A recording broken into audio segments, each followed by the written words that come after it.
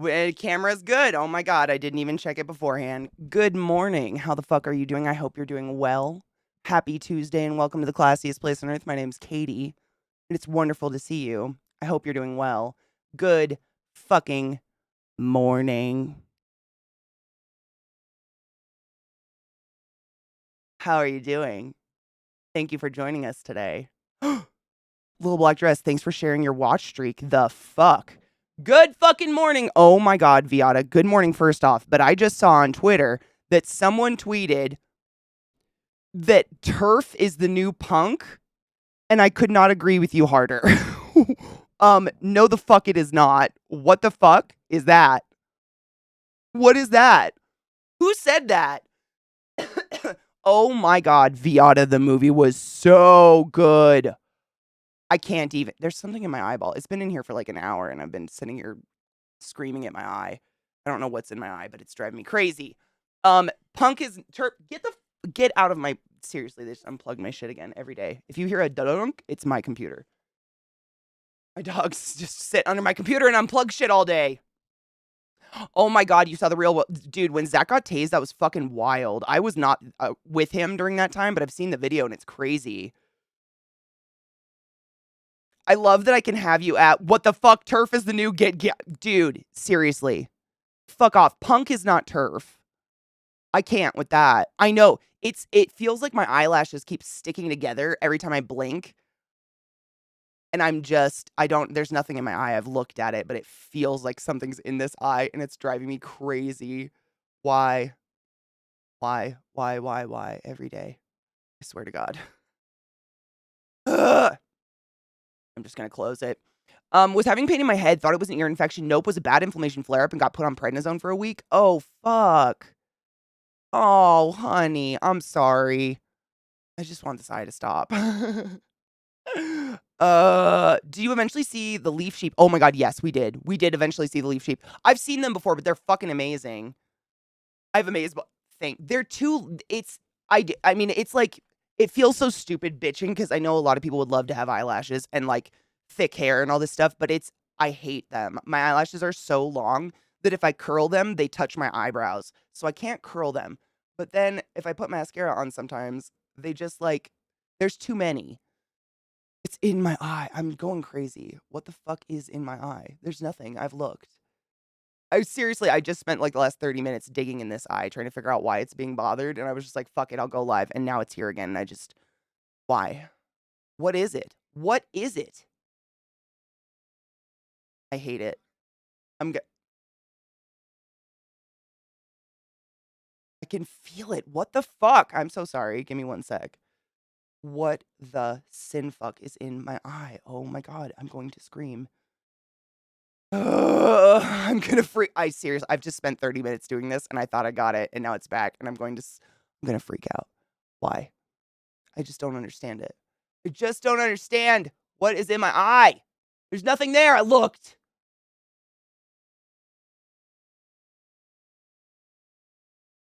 I'm gonna freak out. What the fuck? I I'm gonna scream. It's seriously maddening because I've literally been staring in a mirror. There's nothing in my eye. But there is something in my eye. Oh my God.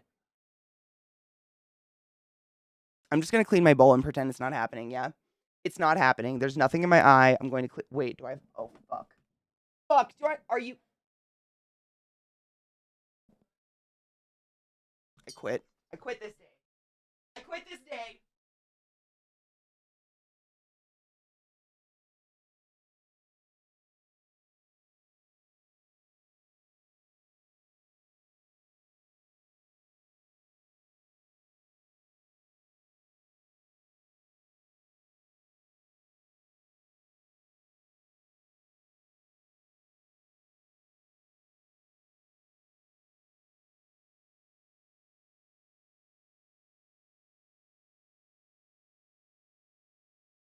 Okay, I'm back for the day.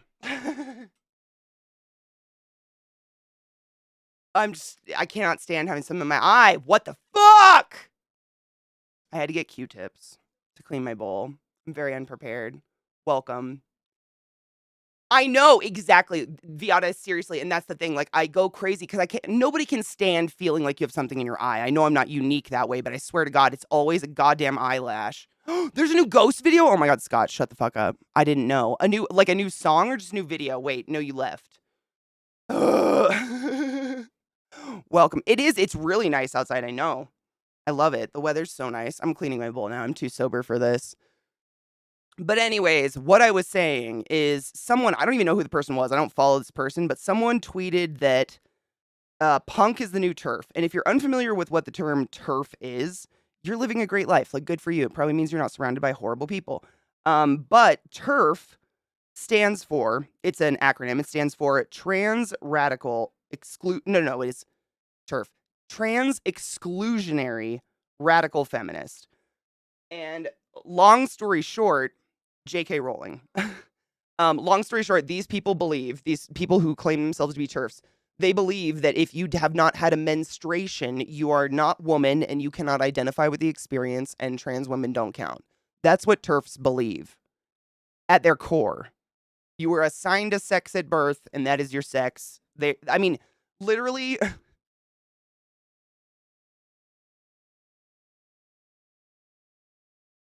TERFs define women the way that men define women. I mean, in the grandest scheme of things, obviously not personally attacking men or, you know what I mean? That's basically TERFism. It's fucking disgusting. Good morning, Taco. How are you? Good morning. Good morning. I'm sorry if I missed anybody. I was frustrated. A white woman's Instagram. Salutations, Wand. How are you? It's such exactly, I couldn't have said it better myself. It's such, what they consider to be the defining feature of womanhood is such a fucking tiny cosmos of what a woman is. I will gargle glass before I allow someone to define me by my fucking period. Are you kidding?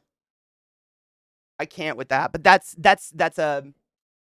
essentially where the core of TERFism comes from. It's disgusting. If you have Ghost, you have everything. We have to look up the video, but I gotta grind up weed first. We gotta prepare. Good morning, Praxis. How are you, love? There's a whole subset of the gay community who keeps pushing for LGB without the T. No. I'm sorry.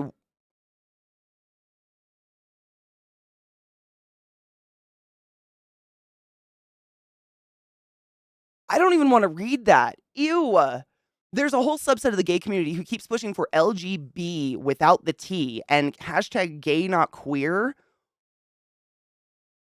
I think I can speak for all of us when I say, fuck that. That's a nah from me, dog. Oh, shut up, sleaze.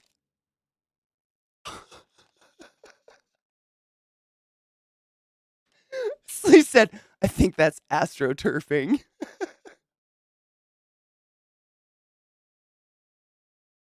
Shut the fuck up. I'm grinding weed. I'm cheersing with you in a minute. Oh my god.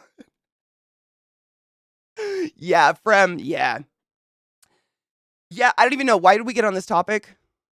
Why are we talking about TERFs? Fuck, I don't remember. Why are we talking about this? I'm so high. I'm not high enough yet. That is fucking nauseating. I hate that. The pick-me's of the queer community, that's disgusting. There are a lot of older people in the gay community that absolutely do not accept the trans community. What the fuck?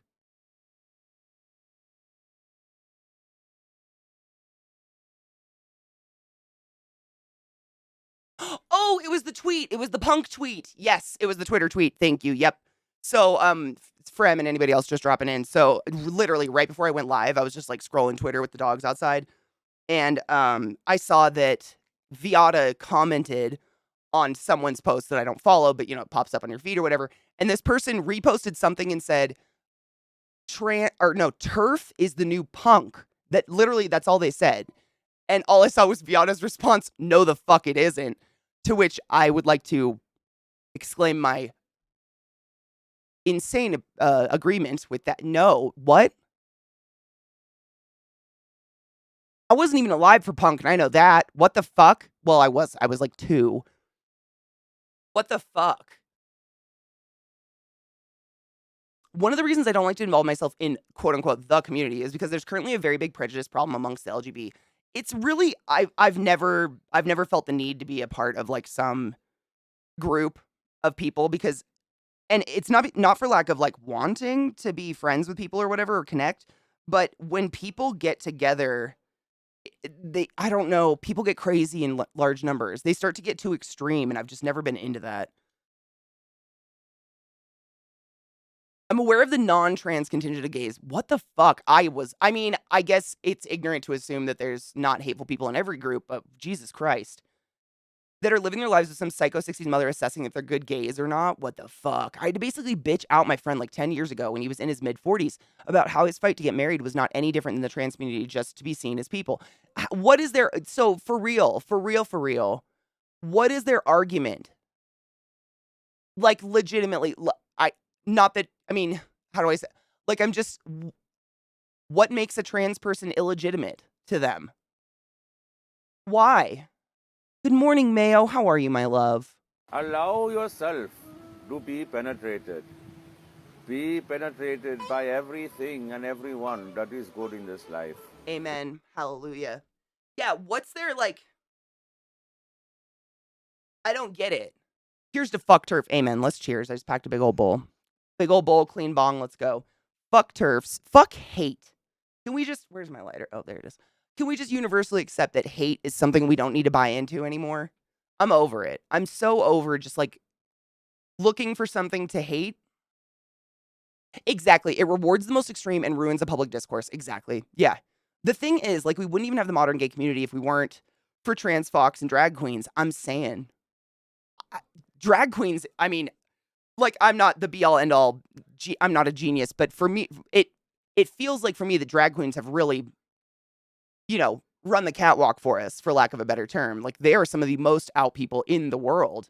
Cheers, y'all.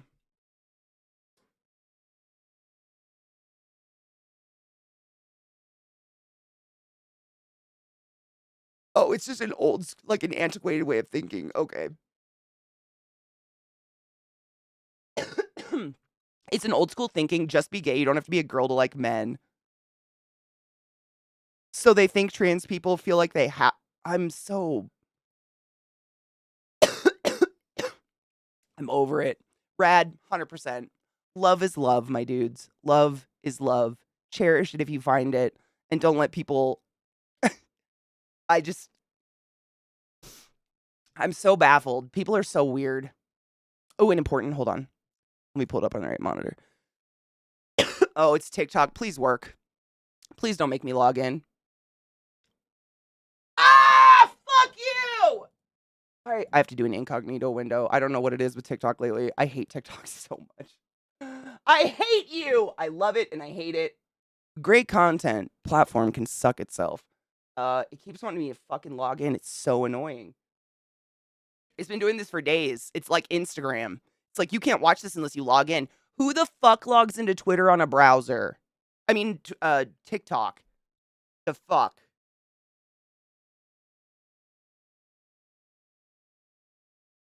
I know, I can't.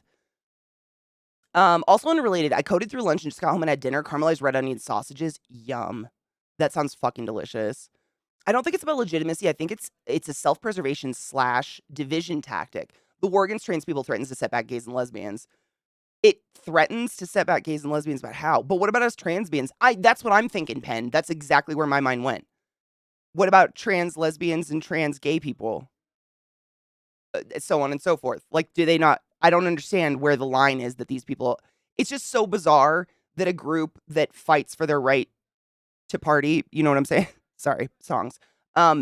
It's very bizarre to me that a group of people who was knocked the fuck down and abused and like told they weren't worth anything is doing that to another group of people. You know?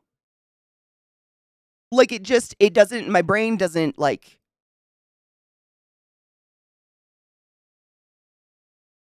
I don't know. It's just fucking, yeah, drink water and check your beeholes, my dudes. I don't know.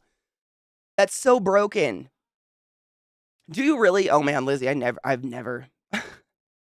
One of my best friends is a trans dude, and he's super gay. I know many gay trans people. I do not understand. I still don't understand their argument.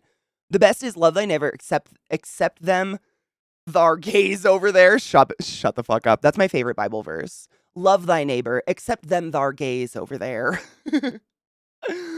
Ooh, Slurm, what's up? Ooh, Katie in chat. Update on therapy. Fuck yes. Update. Had a callback from EAP. They're giving me a minimum of 16 specialist supportive clinical management sessions. Fuck yes, with a therapist. Fuck yes. How it works is my employer pays 50% of the cost and I pay the rest. Oh my God, that's amazing. With an annual cap of 200 pounds? My therapy appointments are 100 pounds a piece ish. Seriously, that's so awesome. So the most I'll need to outlay over the next 12 months is 200 pounds. That is fucking incredible. I am so fucking excited for you. That's amazing. Seriously. That is like, dude, no shit, Slurm. I've been thinking about you every day since we talked the other day. We were talking about therapy and like Slurm was saying, I really want to go see therapy, but it's expensive. And it is. I mean, even with insurance, therapy is expensive. When I worked at Johns Hopkins insurance doesn't cover mental health. Like, it's crazy. Most insurance companies don't even include it. I pay $100-ish a week, give or take a few, to have therapy. And it's like, it's a luxury. I completely understand that, and I completely sympathize with that. The way I view it and the way I get around what it costs, although this doesn't even matter anymore, we were just talking about this because Slurm was worried about the cost, is that I equate it to some people buy a Starbucks every day. And Starbucks coffees are somewhere between $6 and $9. That's $70 a week. That could have been a therapy appointment. You know what I'm saying? Like, if you view your brain like a body part, like a visible body part. So if you had a compound fracture in your leg, no one around you would give you shit for going to the doctor, right?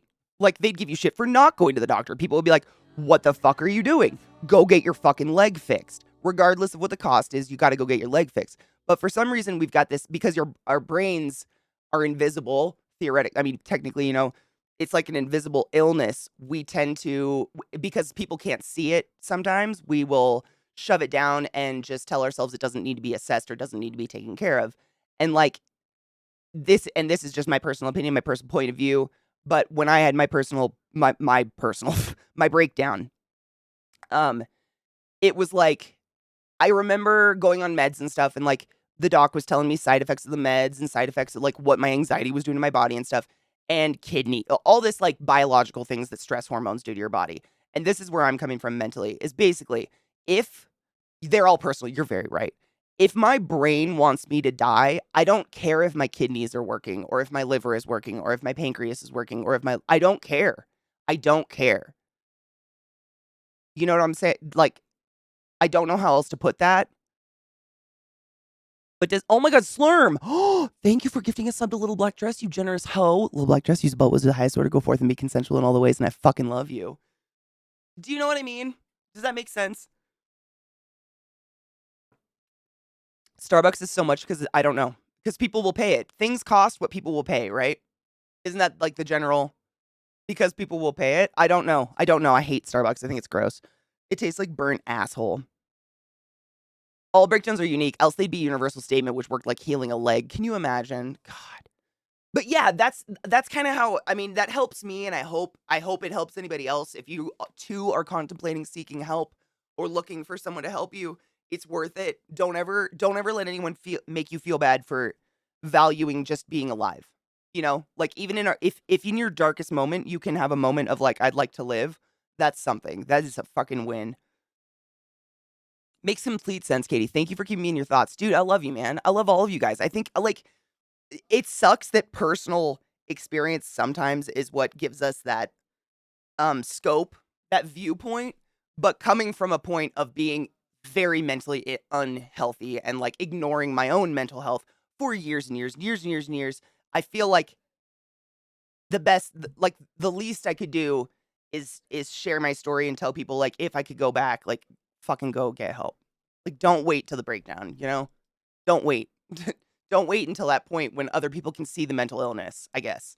I think, like, subconsciously, that's what I was doing, is I was like, until people can see what's going on inside my head, I don't feel the right, or I didn't feel worth help or worth asking for help, or that anybody else would deem me worthy of help. So I literally waited until, I mean, I didn't do this, like, I wasn't like, I'm going to wait until people can see it, but I've realized that now through therapy and, talking about it with people, is that I was subconsciously waiting until my bipolar showed on the outside before I could ask for help, before I could bring myself to ask for help, which is fucked up.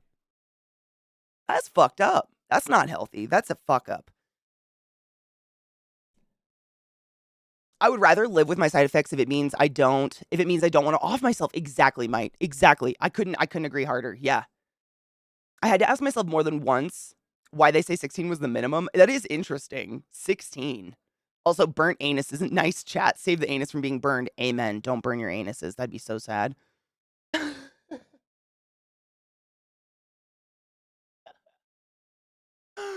Oh my God.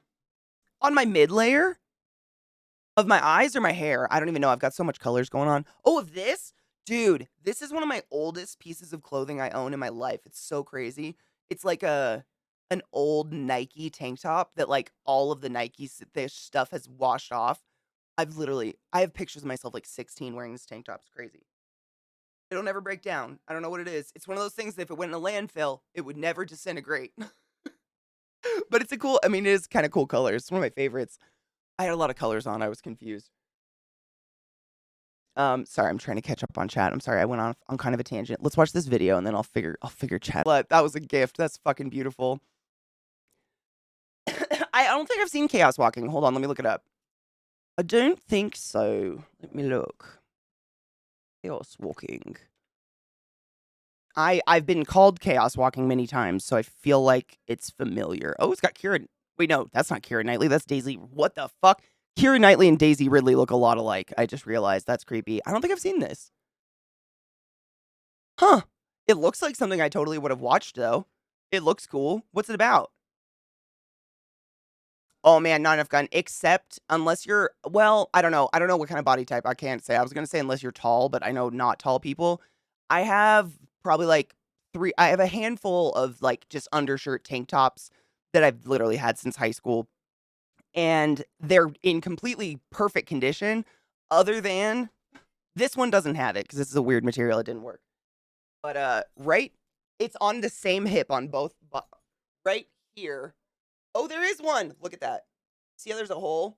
In the exact same spot right here on this side of all my tank tops is a hole from me pulling my tank tops down over my belt loops of my jeans over and over and over and over and over and over and over and over again so my ass crack doesn't hang out. Because denim isn't made for ass. All of them. That's the only thing. But that's like me. Zoe, my love, how are you? Fuck, I'm stuck. Why am I stuck? Oh, Blue Notebacker, thank you for being awesome. Thank you for stopping by to say hi. Excuse me. I'm very much the radical helper. If I'm working with someone on a ride and I can tell that they're struggling, I'd refuse to open to the public until they're relieved. That's awesome. If they can't take care of themselves, I'm being at the ride, they're only stretching themselves thinner. You're an awesome human being. I mean, seriously though, it's like, it sucks that this is the way it is, but also it's kind of a blessing that like, how do I say it? It's a blessing that you have mental illness, that you can empathize with them. Because I've been in a moment like that where there's people around you that can't empathize and they all look at you like this. And they cannot understand. And they look at you like you're a crazy person and they're just like, get the fuck off the ride. For like, you could use that literally, like you could be in any situation and say, get the fuck off the ride. And there are some moments where you are not in the mindset to get the fuck off the ride. And you're a blessing. I couldn't even say I'd probably hug you if I was that person. I got rejected from mental health services again. What the fuck? How does that even, how though, Lizzie? Like, how do you, if you have a mental health problem, how are you rejected?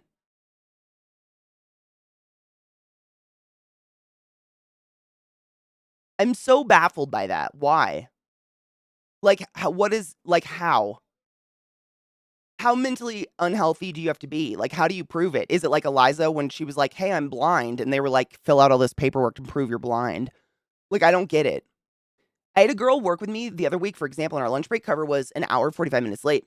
We had someone run up, and I let her go first. Someone came to relieve me only 15 minutes later. She told me when we managed to rendezvous on our lunch break that she was going to come up a half hour early to make sure I got a lunch break. If she did that, I'd send her back down. You work with nice people. That's so nice. Seriously, that's really nice. That's rare. It's based on a book called The Knife of Never Letting Go, and it's basically about a planet people crash landed on where the guy's thoughts end up manifesting themselves as real things. Worst nightmares. They're not corporeal, but all thoughts become public and voiced, no matter how private.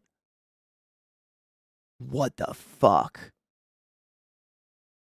It's only happening to one guy, though. No one else on the planet.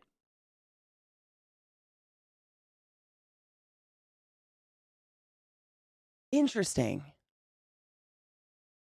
That's a nightmare. Oh, it's everybody. So oh my God, that's a nightmare. That's a nightmare. No one wants my brain to come to life. No one should have that. That's Guantanamo shit. You know what I'm saying? I'm gonna write. Oh, I don't have my notepad. God damn it. Where are my post-its? I'm gonna write it down. I'm gonna look it up. It reminded me. I don't know why. I don't think they're anything alike at all. But have you ever seen the movie The Jacket? It has Keira Knightley in it, and oh God, what's his name?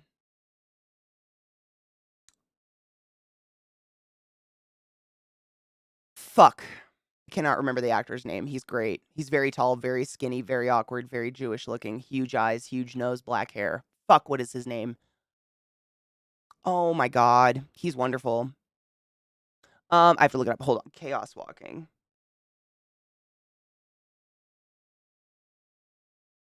Adrian Brody. Is it? Oh my God. I think so. Fuck, that name sounds really. Hold on. I'm just really bad at names. If you just got that, I'm going to be hella impressed. Fuck, you did. You got that out of super tall, skinny, big nose, Jewish looking, big eyes, and black hair. I guess. Is there anyone else that matches that? Because in my mind, the only other person I can think of is that actor from like The New Guy or Road Trip. He's also in Supernatural. I don't know that actor's name either, but that's the only other one I can think of that matched that description. He is. I think Adrian Brody's pretty tall, right? He's 6'1". I guess that's not super tall. He's very thin, so I think that like accentuates the height. He's super thin. Little Black Dress, so full exposure here. I've never told this to chat, but I think I should. I'm non-binary, cis male at birth, born Choctaw Nation. Whoa, my scroll. Sorry. Born Choctaw Nation of Oklahoma. I live my female presentation as much as I can, feeling safe. I'm glad you feel please be safe is what I'm saying. But I give into the heterosexist environment and try and be a boy for public. Oh. But it's so driven by politics here. Human rights never come into the picture. That's sad. How does the Choctaw Nation, like, how does your tribe view, like, being non-binary or trans or etc.? Just curious. Do you feel more safe, like, when you're in your local environment? That's so sad, honey. I'm so sorry you have to fucking put on a face like that. I was married for nearly 15 years. Pretty much had to do this all the time. I feel so called out right now. Money! Thank you so much for coming to class. Giving the class live and giving it swings for 33 fucking months. God damn. Fuck, that's a really long time. Jesus, that's almost 3 years. Thank you so much, dude. Oh, I had my first job interview today. Fuck yes. I'm really worried about my future and don't necessarily want to keep on going, but here I am. I want you to keep going, and I'm really happy you've kept going. Selfishly, do it for me.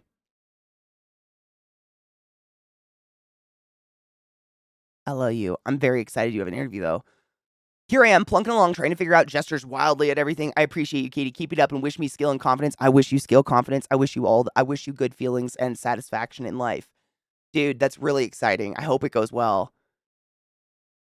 Adam Driver, that's another one. Adam Driver I would describe as ripped, though. He's ex-military. Like, wasn't he in the army or something? And he is stacked. Like, that guy is ridiculous. He reminds me of, like, a young Brad Pitt or something. Actually, probably current Brad Pitt. I don't even know.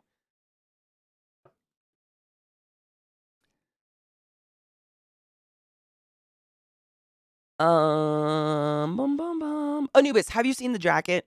You should watch it. Adrian Brody and Keira Knightley. It's a real good movie. I don't even know how to explain it. It's kind of like has to do with mental illness and time travel, which are two of my favorite topics.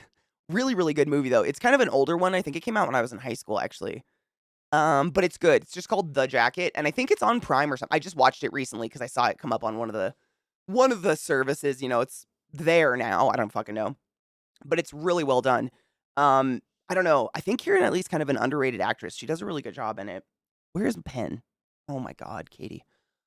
Oh, I was also scribbling notes. Chaos Walking. Excuse me. Still recovering. My tribe's pretty negative about being trans. They're falling for the propaganda. Oh my God, about the Tennessee shooter.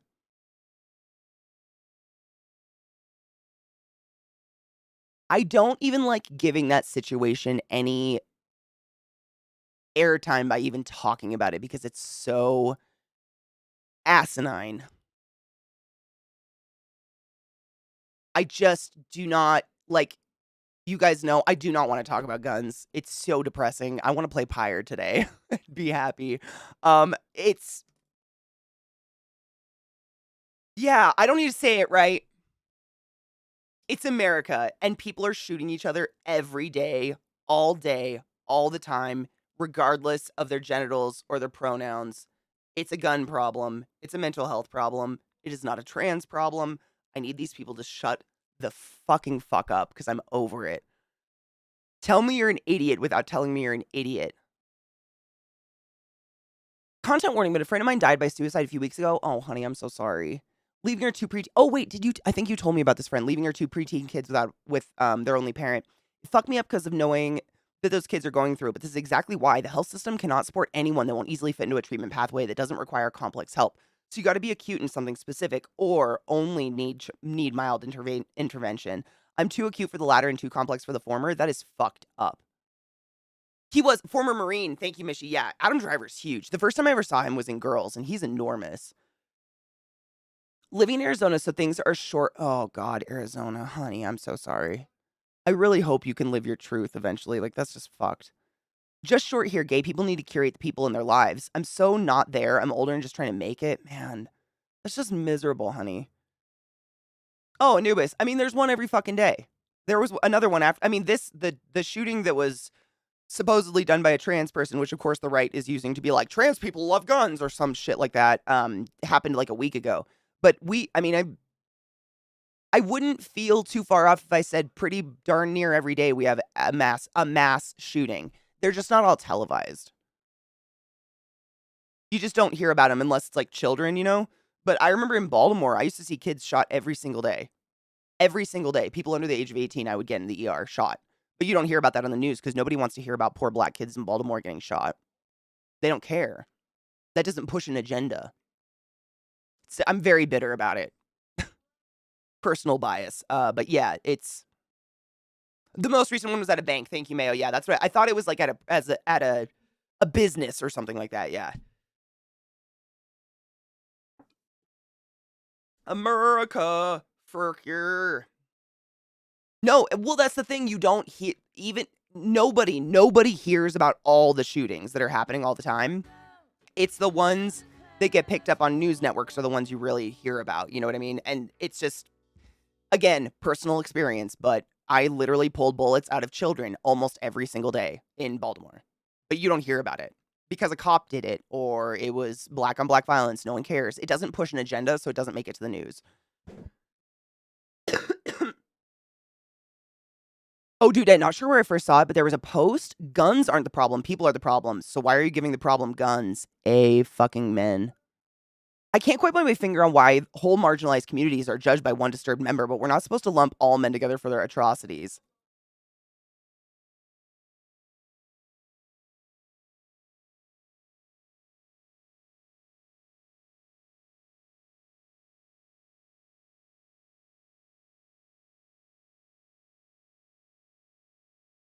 Turn it off, Willard. Mic drop. Yeah, we can vilify the trans with guns, but never ever the cis white boys. No, exactly. Yeah, they cannot. They will not.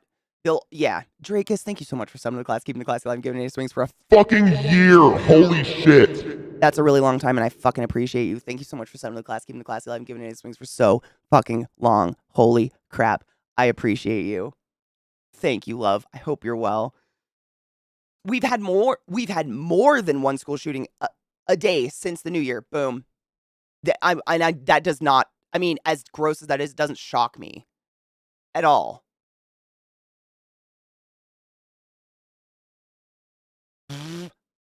I know, you want them to use logic? Come now. Again, this is why nobody should use algorithm-driven performance platforms for talking about shiz. It just doesn't make any sense. The funniest thing about the right pushing, quote, trans people love guns is that the right also love guns. That a lot of the time it's the exact same crowd pushing the narrative who also create the vocal NRI. Exactly. I think one of the late night guys, I can't remember which one it was. It was a couple days ago when the shooting went down, but he was talking about, all these crazies on the right being like, yeah, they are going after trans kids again, saying that trans people shouldn't be allowed to have guns, which, I mean, can you imagine saying that out loud seriously? But I think it was Marlon Wayne actually from The Daily Show. He was covering it last week, but he said something along the lines of like, I too believe that trans people shouldn't be allowed to have semi-automatic or automatic weapons. Maybe also nobody should have them. Ever.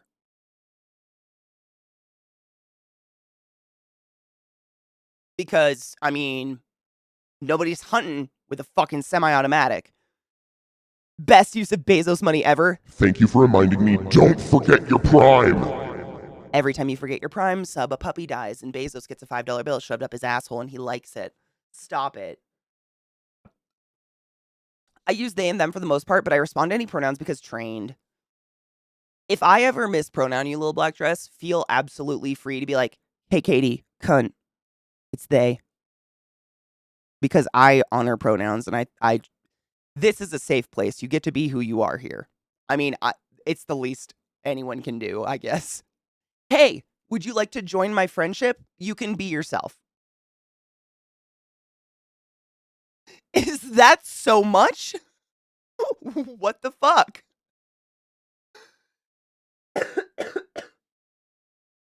Thank you, Glut. There is an amazing add-on for, I believe all browsers have it now. Originally, it was hard to get on Firefox, but Chrome, Firefox, all of them. It's an add-on for your browser that actually puts your pronouns into Twitch chat, which is really fucking cool.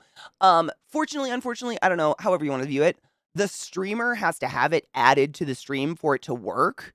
So if you know a stream that is, an ally, very pro the community, whatever, wants to use something like this, I highly suggest you suggest it to them and be like, hey, you should throw this shit on. What's up? You know what I'm saying? It would be wise. But it's awesome. I love it. I think it's the best thing ever. You can assign your pronouns as well. Exactly. The one argument the right comes up with that makes literally no sense to me is trans is grooming children. What the fuck? Wait.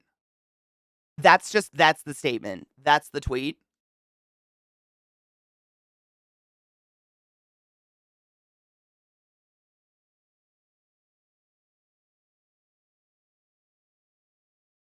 How?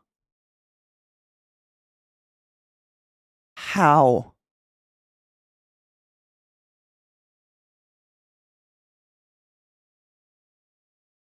I don't. Trans eyes grew. Mag, what up? I just got my brain hurt. Yeah, that is the.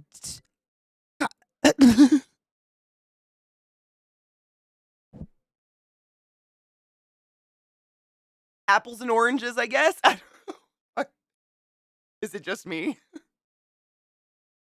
Oh man, Mag, we just talking about the fucking the infinitesimal trans hate in the entire world. Oh my god. So first off, just a quick like aside. Did you know that there is a population of gay people who are anti-trans? Because I didn't. I learned that today. So good. It's so clever. It's so well put together. But yeah, yeah. Wild hog barbecue. I've never actually had wild hog. I don't think I've ever eaten it, but my family killed them all the time. I'm not surprised there's a portion of gay lesbian that don't like the trans community. I remember when I was in college, through my abnormal psychology and health disparities class, the bisexual people were the most impacted mentally and health-wise. Interesting. I always made a connection with people who are biracial. They're hated because they're in the middle. Oh, wow. I mean, as I've always identified as bisexual. You guys have educated. There's so many ways to describe your sexuality these days. There are better words for it. But for the most, generally understood term, by the time I'm getting my face near your genitals, I don't really care what they look like. I'll figure it out as long as they're clean. You know what I'm saying? That's basically my opinion. My mechanism, and I have never felt a part of LGBTQ plus ever in my life. I consider myself an ally. but I've never felt a part of it, and I don't feel a part of it, and I don't think I ever would want to be because of the historic prejudice against bisexual. And I've never thought of it as like being hated because I was in the middle, though. That's the interesting part.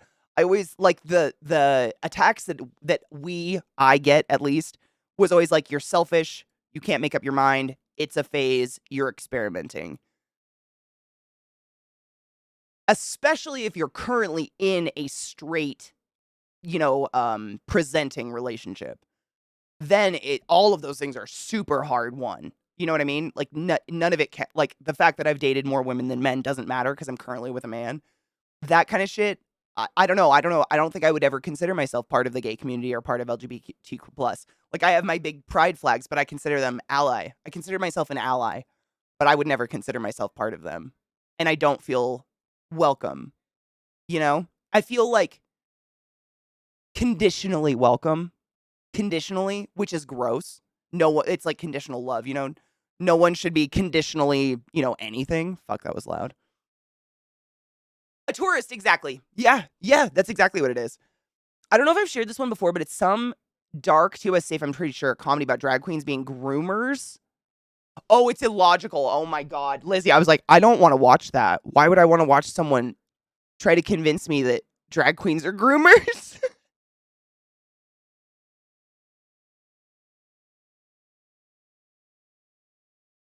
Because Lizzie would give me something like that.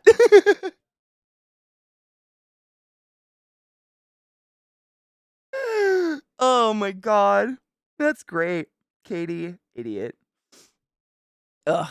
My favorite line is, don't let them divide our family. There is no LGB without the T. I love it. I do too. It's just perfect. It's perfect. Imagine how much better the LGBT community, nay, the entire world would be if everyone just minded their own business. Fucking men. I've said it so many times, but the amount that these legislators and people in political bodies think about what we're all doing in our bedrooms and or with our own genitals is really fucking gay of them. Like, unless you and I are fucking, I don't give a fuck. Don't fuck kids. Consensual. Like, that's it. There's the rule. There's the rules. Beyond that, fuck. There are people in this world who die without ever knowing love. God forbid, like, God forbid's a bad term for it, but like, how dare we shame someone for finding love because the genitals don't match what our own personal insecurities deem worthy,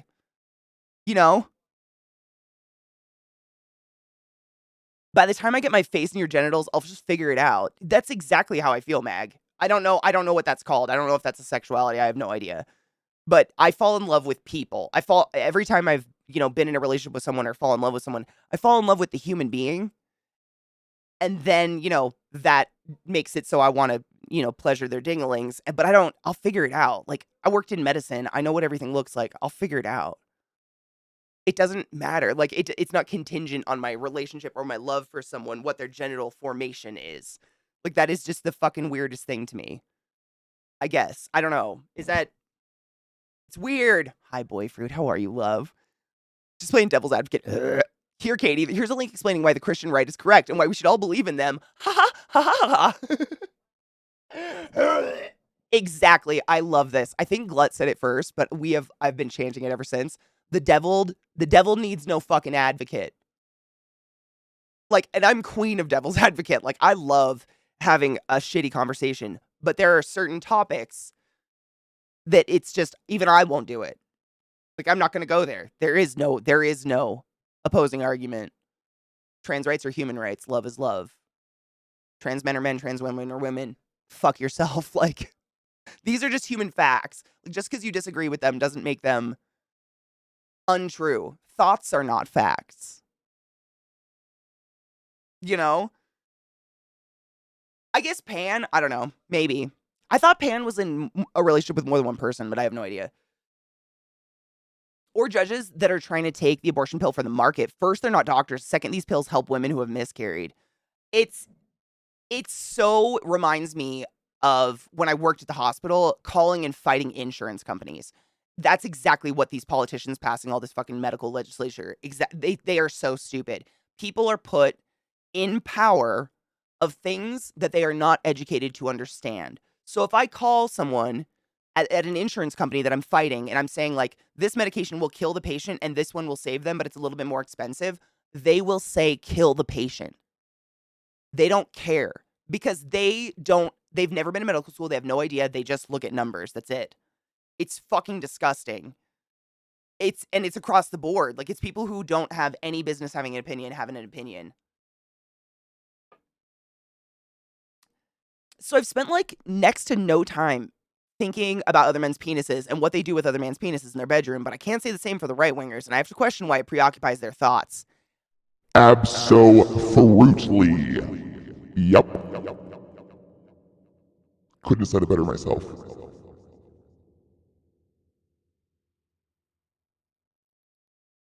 Yeah.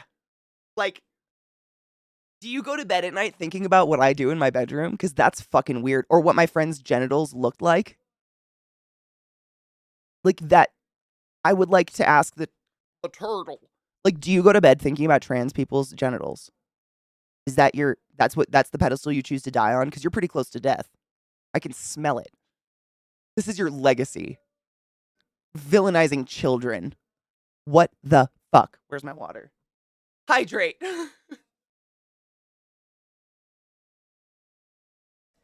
Seriously. It's so, I mean, I don't think about, like, leaving a legacy because I'm not, a political figure or a famous person, but I do think, like, about the way I would like people to feel in my presence, I guess. I think about, like, how people will remember me in terms of, like, how I made them feel.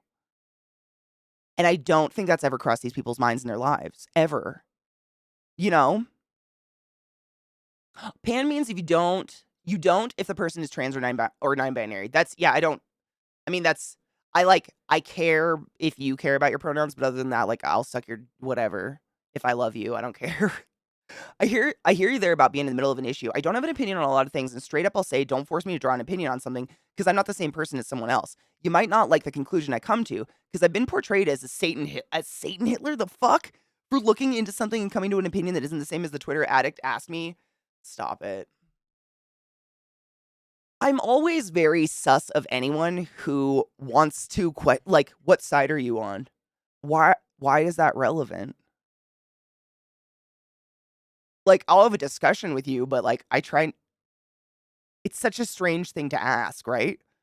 A friend of mine, don't you think transsexuality is weird? Me? No. No, but that question certainly is. Oh, I love you so much, Mag. Hold on, let me reread this without I've got, like, I need to blow my nose really bad. A friend of mine, don't you think transsexuality is weird? Magnissimo, no, but that question certainly is.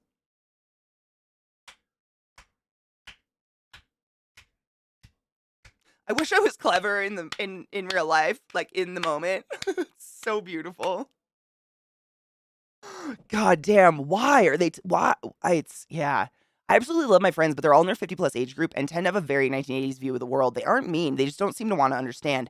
I kind of feel that way sometimes about people like my parents' age who are like late 60s, 70s. My mom especially, she's really gotten better since she retired. I don't know what was happening in her hospital, like, because I worked at that hospital. It's not like, she's surrounded by fucking, like, Trumpers, but she definitely had this, like, she would say a transsexual person or a transvite, and I would be like, that's not really we don't use those words anymore. They prefer to be called a trans person. She would be like, oh, it's just my whatever. Like, she would use those kind of like brush off excuses, and she straight up doesn't anymore at all. It's so weird. Ever since she retired, she's like, oh, really? Okay. I didn't know. Thank you. I don't know any, like, she'll be like, I don't know any trans people. So thank you. It's so weird. I don't know what happened. I think because she's like not so stressed, she's a lot more relaxed and has like more free time. I think she can actually like be sane. Oh my God, BDO, wasn't it fucking amazing? Did you go see it yesterday? Because it's so good. Oh my God.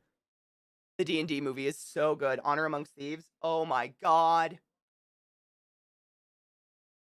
That's Lizzie. I was going to say the exact same thing. Lizzie said, if I don't have an opinion, I'll usually say that I'm just not educated on the topic and we'll leave it up to people who are. That's what I say. I'm like, I'm not educated enough to have an opinion on this. Like, if you just want to theoretically talk about it and educate me, that's cool. But it's like, this isn't, I can't think of another way to say it other than, like, it's out of my scope of practice. I try to stay educated, but like there are certain things that like I just don't feel confident having a valid opinion in, right? We can't all be caught up in everything. As long as I'm educated on stuff that's relevant to what I direct impactly, then that's good enough. Exactly. Exactly. Did I hear you mention pirates? I don't think so. The porno? I mean, I have before.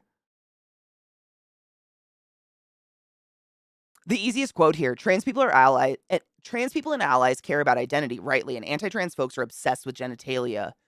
It's so weird, right? What the fuck? So weird. Every congressman railing against gay anything is definitely using taxpayer money to look up lesbian porn. I mean, it's like how many times now has some prolific right-winger come out as like either being a child molester or a closet gay? Who like I mean, look at fucking what's Clarence Thomas. Not that anything. I don't think. I mean, maybe, but like Clarence Thomas. You guys have heard all the news about this fuckwad, right? We should. Amen. Yada. Cheers. You guys have heard the news on this fucktwat, right? Like accepting billions of dollars from a guy who literally has a signed copy of Mein Kampf, signed by Hitler. Like he's traveled the world on billion-dollar yachts with this dude and didn't declare any of it as gifts. I mean, it's just like, how many times does it have to happen before people go, You know? I don't know. Is it just me? Maybe I think too much. I agree. I don't understand the sides thing. I love having a good conversation with someone and learning about something. But even at that point, I don't feel like I need to take a side on it. I just am like, thank you. I feel more educated on the topic. We do it we basically do that every day here in chat, right? Because if Glacial, how are you, love? If there aren't any sides, they can't use fear to try and make you comply.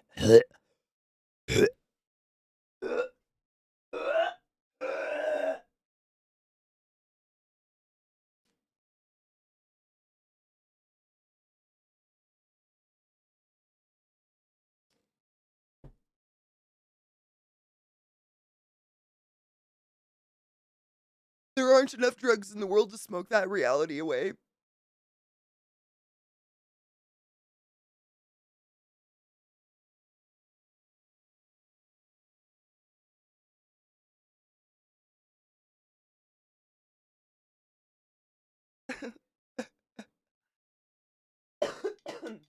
It's so fucked up. And that's the thing, Sleaze, like, and I feel like that's how a lot of us feel. Like, I feel like a lot of my trans friends are like that too. It's like, they don't care if you understand their lifestyle or why they make the choices they do. Just leave them the fuck alone. Mind your own business. And that's like half of these people have a really fucked up life. So it's almost like they have to focus on ruining other people's lives instead of fixing their own. I have to go see the Mario movie. I haven't seen the Mario movie yet. It's definitely on my list. Here. Side note, Zach and I, we went and saw the D&D movie last night, literally like 9:45 p.m., which is why I was late today. But sleep. It's necessary.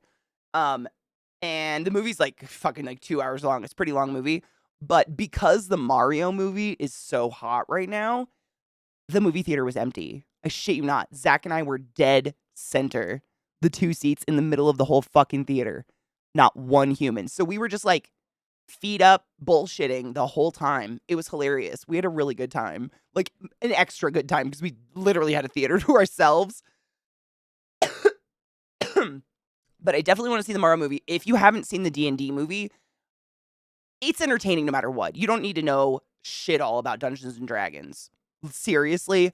But if you know anything about Dungeons and Dragons, the sheer amount of name drops throughout the movie will make you cream your goddamn panties. They just start like throwing names like, you know, Baldur's Gate around and shit like that. And you just are like, huh, ho, it's just, I don't want to spoil it. I'm not going to literally tell you anything about it. You have to watch it. I don't want to spoil anything. I don't know when we can talk about this because I really want to talk about it. There are some things in it that seriously I'm so in love with. I don't know what to say. I can't say anything. I don't want to ruin it, but it's really good. You should see it. And if you're a huge fan of D&D, oh my god, there are some Easter eggs in it that are so fucking glorious. Your peen will ding. It's crazy. I mean, little things, they're not pointed out. They're not like unless you're looking, you won't see it. Like it's there. It's not like hidden or anything. But unless you're looking in the background, just look in the background. Look in the background. It was great. I was crying at a certain point, not sad parts in the movie. I just started like, fuck. It was like one of the opening fighting sequences, I guess, with the main fighter character. And it's amazing. The cinematography is really well done. And it was just badass. And I like turned to Zach and I was like, fuck, this is a fighter. Like, this is a warrior class. This is the shit I see in my mind. And I just started being like, I started welling up and like, choking. And he was like, why are you crying? I'm like, I just really like D&D. Literally nothing had happened. I was just emotional. It was like seeing Harry Potter for the first time. That's the feeling I had. It was so well done.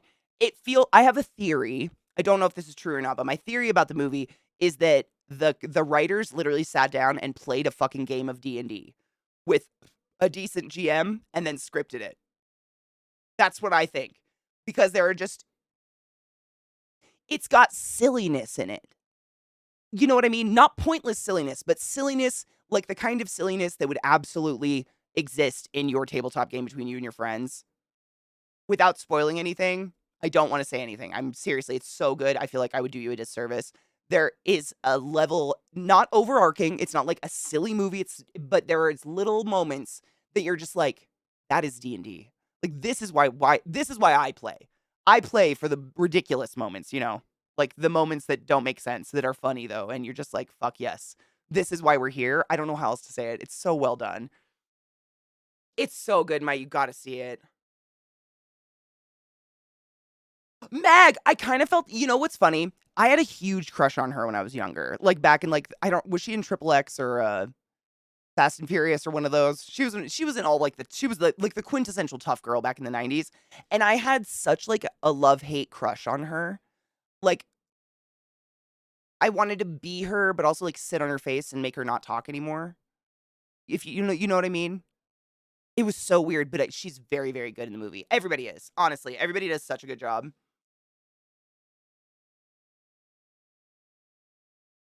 Dude, Mayo, I might. I've been a DM too long. I nitpick the whole damn movie. Maybe it's because I'm not a DM that I wouldn't. Because for me, like all of the ridiculousness is shit that I live for when the GM throws shit at GM, DM, storyteller, whatever the fuck. Every system has a different name. When your GM gives you, I don't know. I don't want to spoil anything. I'm trying to think of a thing I've been in the past where something just ridiculous comes down. And it's just like, mechanically works, but is kind of off the kilter. I don't know. It's hard to say. I don't want to spoil it. What up, Smelly Pete? How are you? One of the writers is an old school player who's been playing since he was a kid. That honestly checks out. I don't know how to say it. I heard that the D&D film is laughing with rather than laughing at the tabletop. Yes. Very much so. That's exactly how you feel. You feel like you're part of the group. Yes. Yeah. Oh my God, Marilyn. I don't know. I just pulled on my eyelashes until it stopped bothering me. Who the fuck knows? I just have too many eyelashes. It's ridiculous. That being said, I saw a TikTok recently of someone literally cutting off all of their eyelashes as a hack to better adhere falsies to their eyelids. I'm here to don't do that.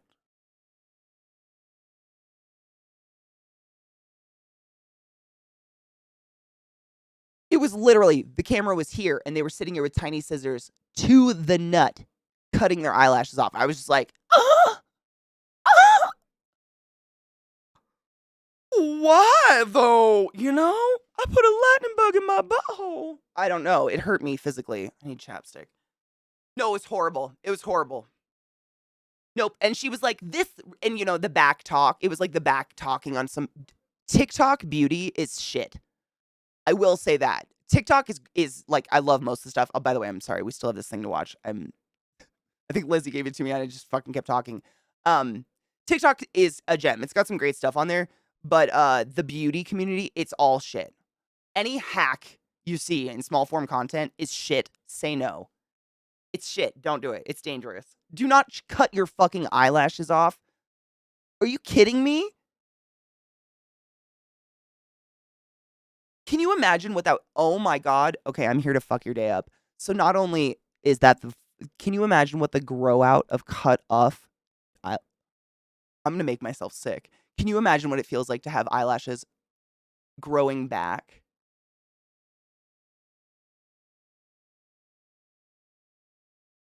It would be like the sharp, nubbed, cut, thick fucking edge of that eyelash curling into your eyeball. I'm just thinking like those like blunt ends coming and well, the way I think of it, my eyelashes actually grow straight down.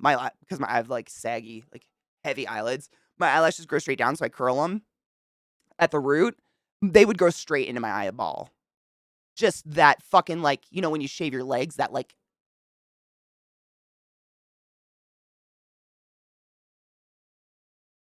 Imagine an eyelid with nothing but styes. I just don't do that. Don't do that.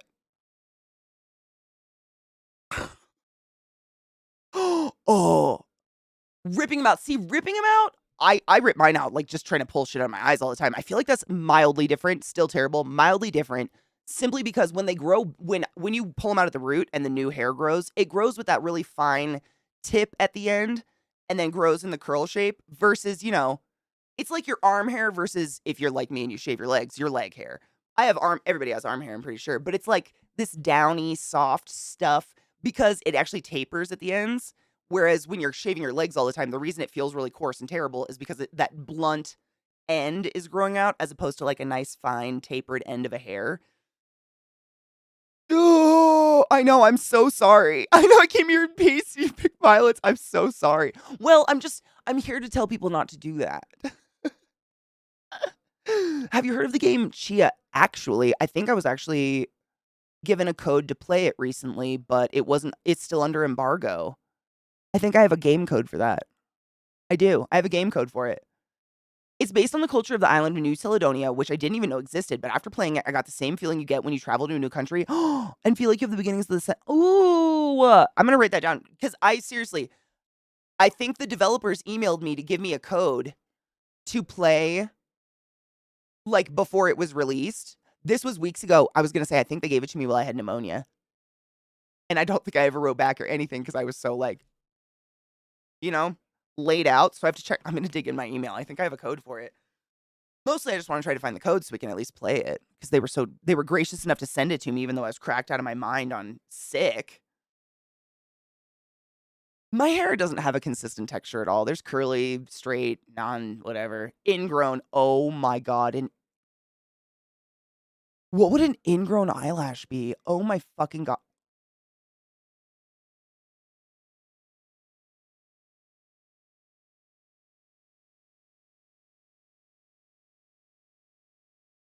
Vitamin! Safe word! Vitamin!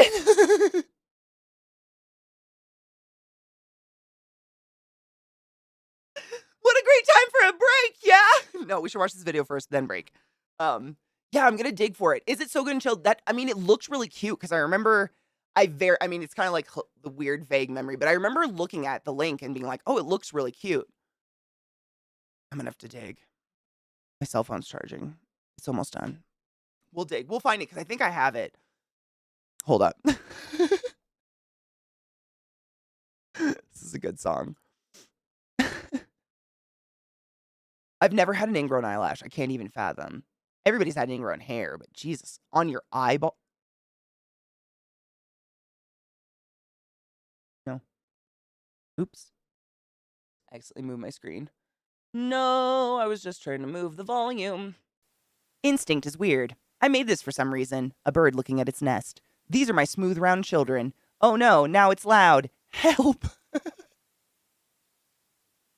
I feel like this level of parenthood could be applied to most parents.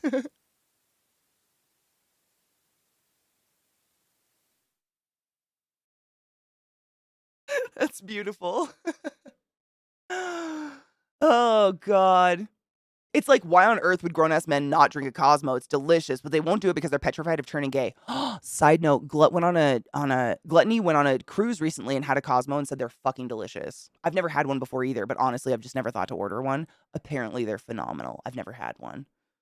I don't know. Who's fucking with me? I'm fucked with. It's happening. I mean, no. There is a that was like on Fox News. A person went on Fox News and was like, men need to expose their gooch to red light therapy to increase their testosterone. Otherwise, we're all going to be flabby ladies. I'm summarizing. I'm cliff notesing. But that's real. That happened.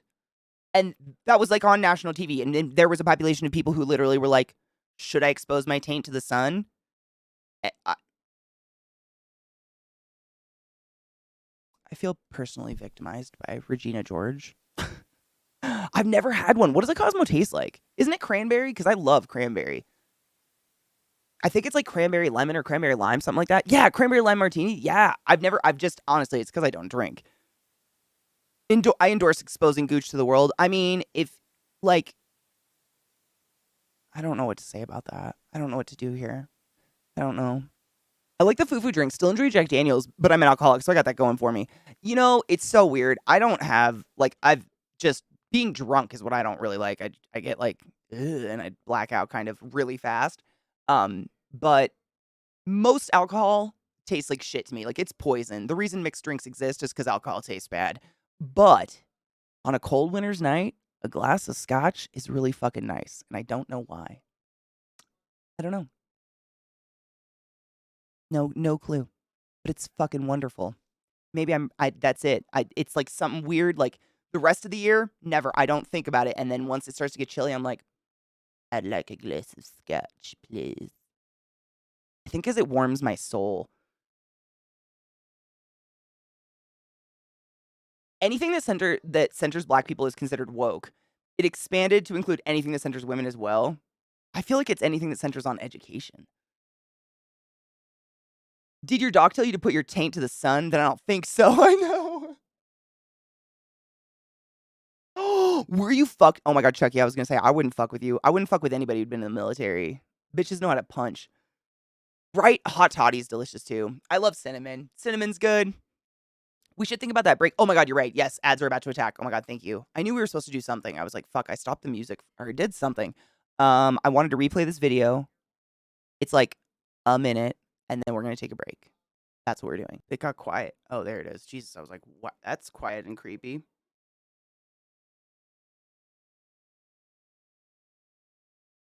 Me and my super fly. Super duper fly. Okay.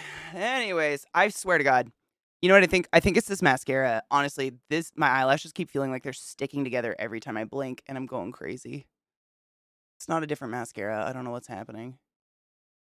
But I feel like my eyes are a fucking like Venus flytrap right now. Blonk.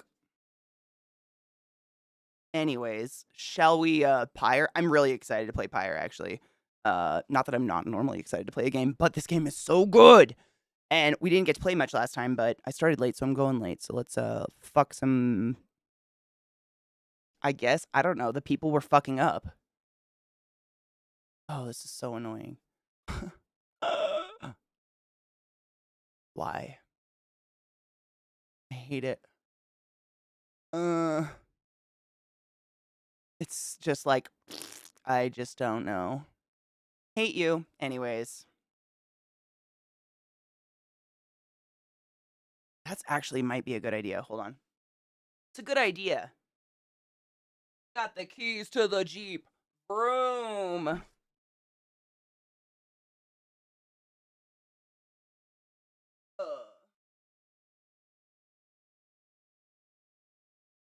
Timothy.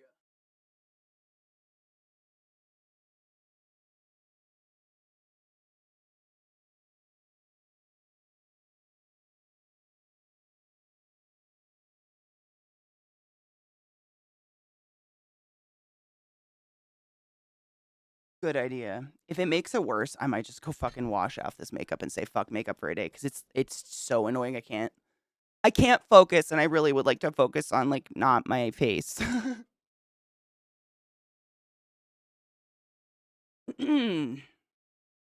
Experiments. Let's see. I hope. Ooh, cut. Oh, I'm so excited. What are you doing? Oh, man. Zoe, it was a really, really good movie. Worth it. I mean, honestly, I normally don't stay up that late. I normally can't stay up that late because I wake up so early and I was wired.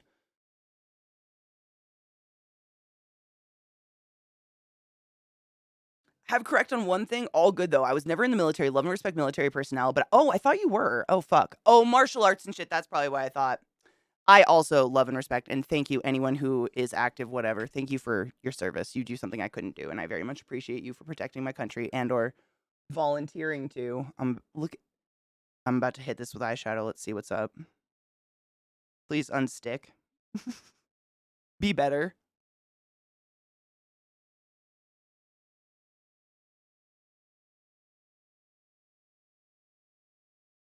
Fucking baby hairs keep getting in the way.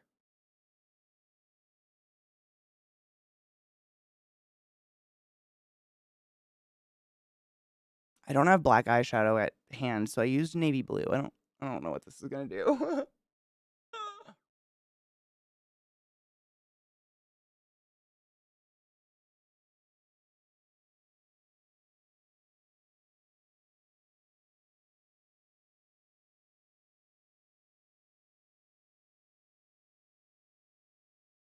This might be like the ultimate hack if this works. Seriously, that'd be amazing.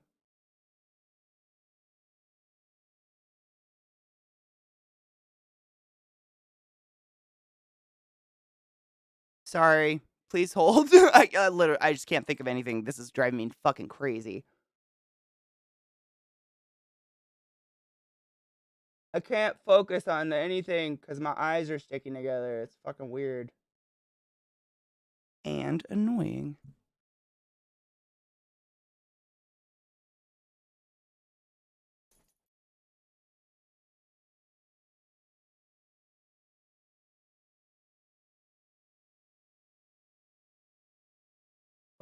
What say? A bad motherfucker, yeah. You know it.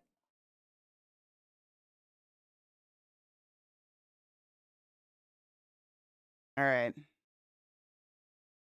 I mean, they are currently not sticking together, so that's. We'll see.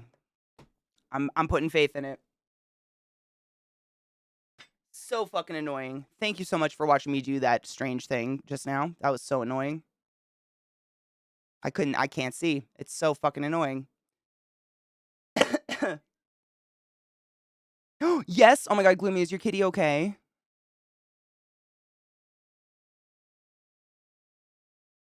Couldn't run, are you? Ooh, I'm excited. Hello, what are your pronouns? I go by she, her. Thank you for asking. I found the best jelly beans this year. I always do an Easter basket for my wife. Fuck. Ooh, trolley sour. Oh, yum. The best jelly beans I've ever had are the Starburst. I think they're Starburst jelly beans. I think they were like kind of sour or like kind of tart. Oh, they were so fucking good. I love jelly beans though. Some of them fucking suck, but some are delicious.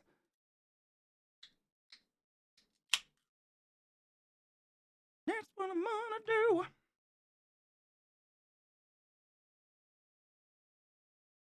Are they the Starburst ones? Those are fucking good, right, Kona? Thank you. Yeah, they're so delicious.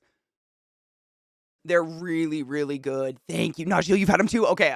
Sometimes I wonder if I make them up because I don't buy these things regularly. Like, I probably haven't had those jelly beans in 10 plus years, but they're the best ones. Like, the last time I had them were really good. It's just been so long. I never go anywhere to, like, get candy and shit. I don't really like to shop or to look for new things. Like, I just live off peanut M&Ms. I'm very boring. I'm loading a bowl if you'd like to cheers with me, and then we're going to play Pyre. If you missed it, we started it on Sunday. But I didn't get too deep in. We basically made it through the tutorial in like one battle, but it is beautiful. I'm very much enjoying it. It's a gorgeous game. I don't know what to say. It's gorgeous. The music is gorgeous. The color palette blows me away. There is a lot of reading, however, and it's not VO'd, unfortunately. So I do my best, and I have water, and I will hydrate, and I will take care of my throat. But if I sound really scratchy and terrible, you're just gonna have to fucking deal with it.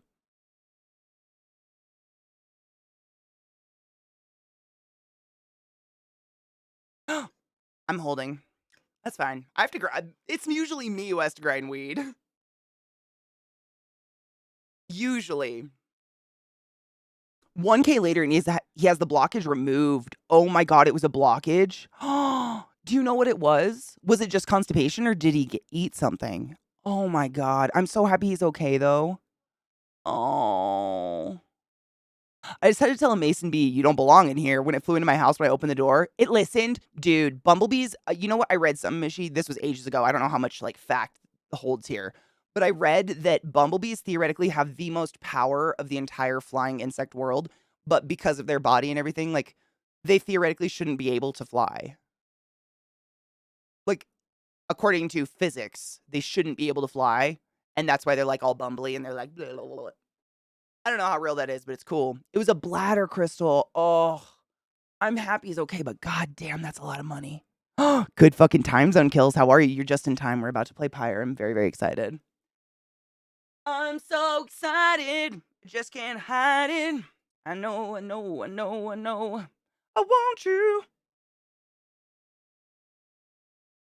I just want to see chat. I'm gonna move you here. How are you, Kills? How's life? I made some cool resin stuff. I'd have to turn on autofocus to show you. They're so small. But I made like a little moth and I made some little tarot cards and stuff.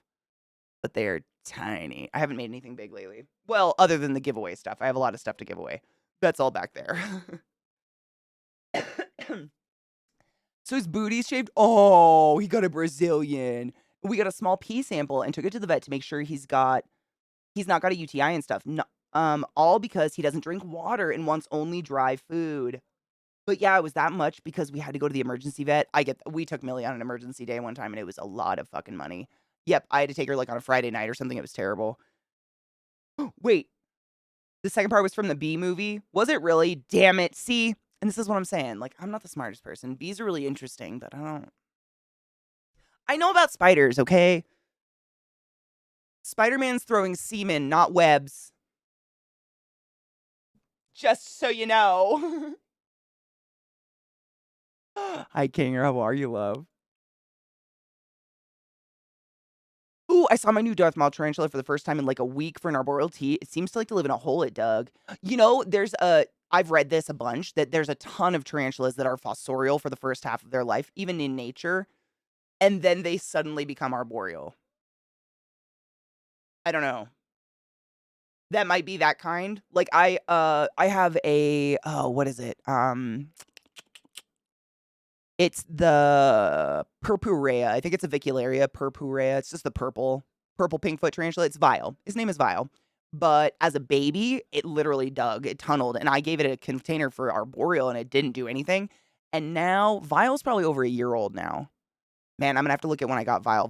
Vile is one of those species that grows insanely slow, so I don't have a good sense of how old Vile is. I think over a year now, though. But I've noticed Vile, like the tubes of webbing underground are now crawling up the sides and going along the ceilings, and that's where he hangs out all the time. So I think he was one of those species, but that might be a thing. I have a lot like that. I actually got to see my unicorn tarantula the other day for the first time in forever, and she's actually starting to grow her horn, and I'm really excited. And she's only like, if her legs were expanded, she's fossorial, so she lives underground, but if her legs were expanded, she's about that big now. But she has the tiniest little bump on her back, and it's so cute. Yeah, huh, look at that hole. Yep, you got another container of dirt, my dude. According to all known laws of aviation, there's no way a bee should be able to fly. Its wings are too small to get its fat little body off the ground. The bee, of course, flies anyways because bees don't care what humans think is possible. Is that real or is that from Bee Movie?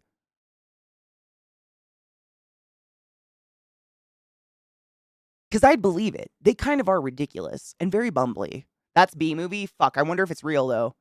Sometimes they educate, and sometimes it's total bullshit. Like when they have boy ants and ant movies. Fuck. I think I saw a Bee Movie once and I didn't enjoy it. And I actually grew up watching Seinfeld. I liked Seinfeld back in the day. It didn't age well. We're just waiting for Viata to cheers. Where the fuck the game is? Don't be a dick. There we go. It was doing the like loading but then didn't load thing. Don't be a fuck. Every once in a while. Every once in a while. If you're unfamiliar with Pyre, Pyre is one of the earliest games that came out of Supergiant, the company that made Hades and Bastion and what other game? Transistor. And I've owned this game for ages. I've owned it for a very, very long time, but I was saving it. I was saving it like dessert. It's dessert for the end of the fucking meal because it's, god damn it, I just accidentally clicked my screen.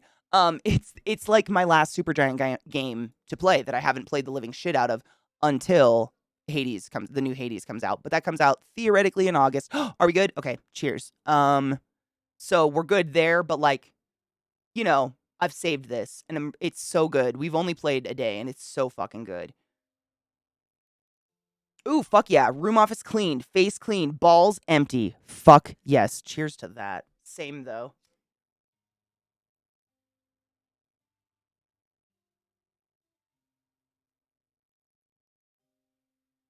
Rem, you're so fucking smart. I mean, the reality is that science is always moving, so there's no quote unquote breaking the laws of aviation. Science has to figure out why their model was wrong. That's beautiful. Don't be a dick. Windows, honestly, sometimes Steam.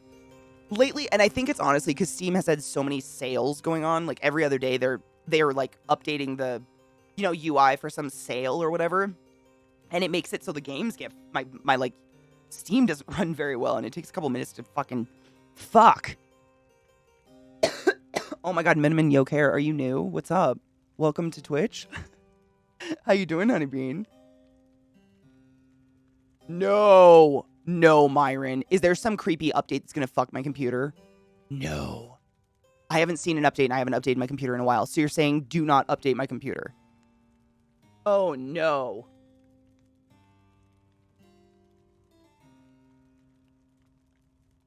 Okay, good to see. About to go overseas? Oh my god, are you excited? How long are you gonna be there? Oh no, Myron. Honestly, like I don't update my computer until something doesn't work because it requires that update or it forces them. You know, like you go to bed with your computer on and it forces an update or just does it because you're not there to say no. No shit. Oh my god, I just cannot with the audio issues, my dudes. I just cannot with that. I don't have the mental acuity to deal with that right now. I don't want to. I don't want to do that. 2 years. Oh, dude, I'm so excited for you. I'm excited for you. I'm very excited. I hope you're able to drop by still once in a while.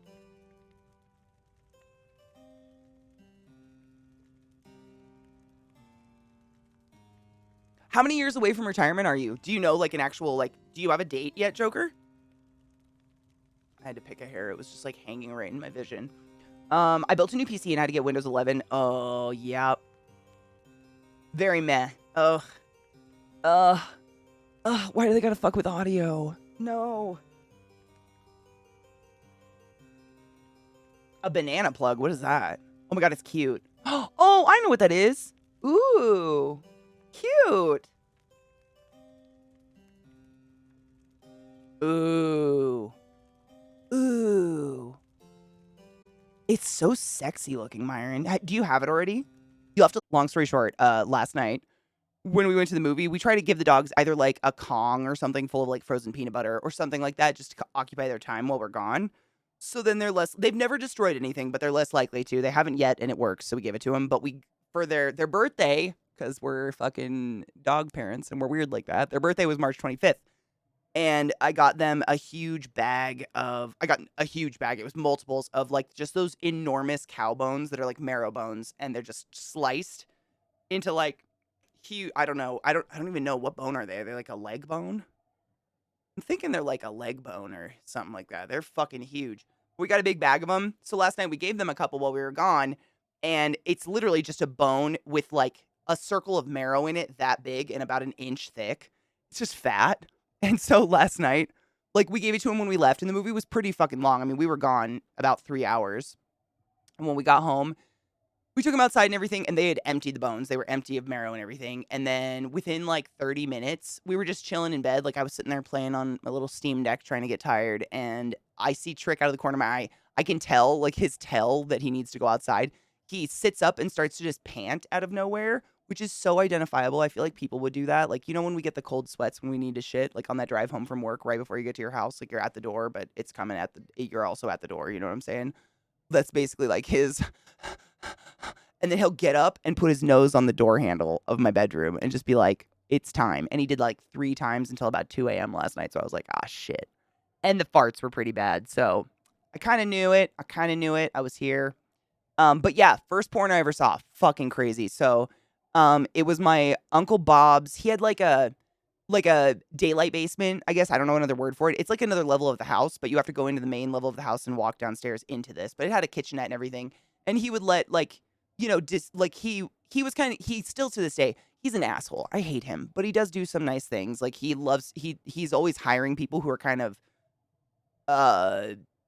kicked to the curb for lack of a better word. So he runs a construction company. He runs a dirt moving company in the Pacific Northwest. And he you know, guys that have no references, maybe just got out of jail, maybe just got out of whatever. He doesn't care. Like, if you have any experience, if you have any skills, he'll give you a job and he'd give you a place to stay, which would be in his basement. And we would have these huge family parties, like for holidays and stuff, always at my Uncle Bob's house because it was huge. It was like originally a Rambler that he just built this second floor onto. So it had tons of ground floor. It was huge. And the younger of my cousins would hang out down there who were all like drinking age. And then me and like my sisters who were way too young, but of the same generation would be down there watching them all get plastered. But we'd be playing Nintendo in the corner. And one day, I don't know why, we wanted to go to the store and get like fucking candy or something. So we started searching all the couch cushions for coins. Because, you know, for those of you too young to remember, back in the day, people carried paper money. And like you'd get these like small metal round things back sometimes. And, you know, pockets are stupid and they would fall out of your pockets while you were on the couch napping into the cushions, and you could dig into the cushions. I mean, we would literally sometimes find like $20 in like just change in the couches.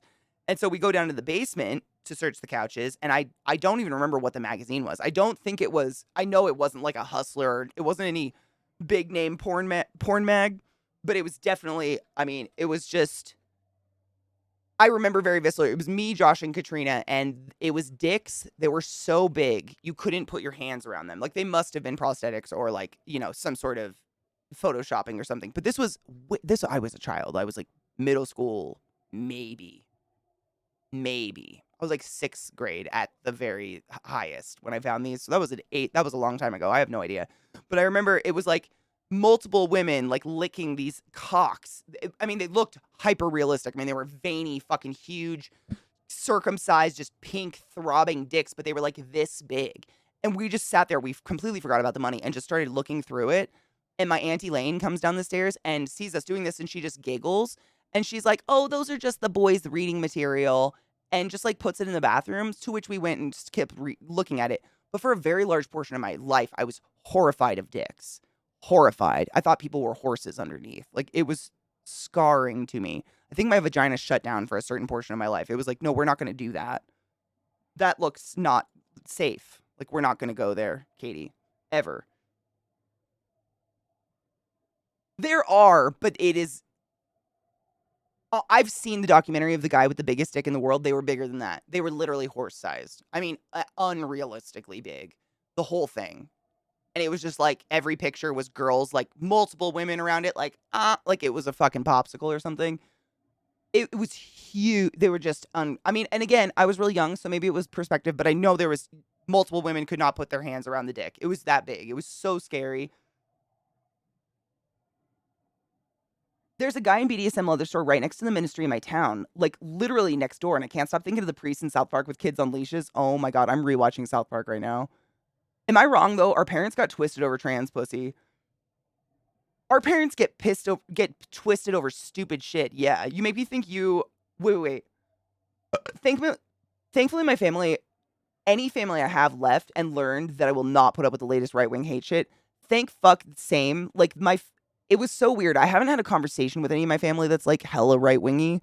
It was just, like, understood because I think my mom is a lot more vocal about her liberal, like, beliefs on especially Facebook and shit, which just tends to be where the older generation is selling their Tupperware and whatnot.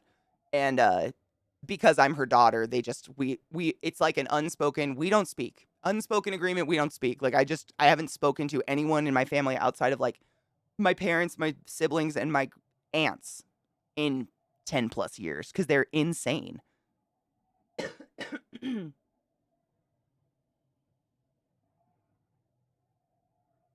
I have seen hundreds and hundreds of thousands of dicks. I couldn't even tell you in the hospital. So many dicks. So many genitals, I should say. I've seen all the genitals. At a certain point, you just don't even think about it anymore. It's really weird. Yeah. But I mean, like, perspective when you're a kid. Everything looks huge when you're a kid, right? Timon, how are you, love? I haven't had public sex in a forest or anything like that. Just the occasional occurrence in a Home Depot, Walmart, lawn, and garden center. Ooh, I gave fellatio in a Lowe's garden center. No, you got a new job you're starting tomorrow? No, fuck yes.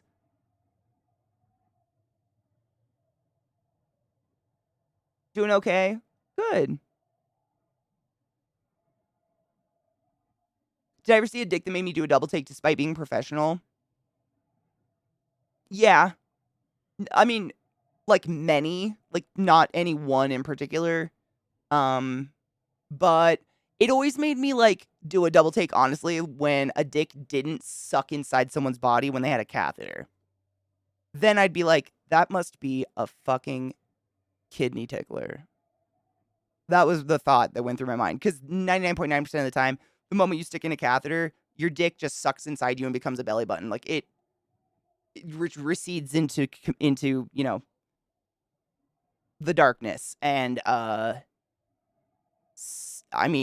some people, they'd be like fucking at least 4 inches of soft dick out with a catheter, and you're like, that one reorganizes you inside, huh? I mean, lots of what the fuck dicks, but it's usually because they were like degloved or, infected. It was usually what the fuck in terms of like, how did you wait this long to come to the hospital? What the fuck? That was definitely, yeah. But never like are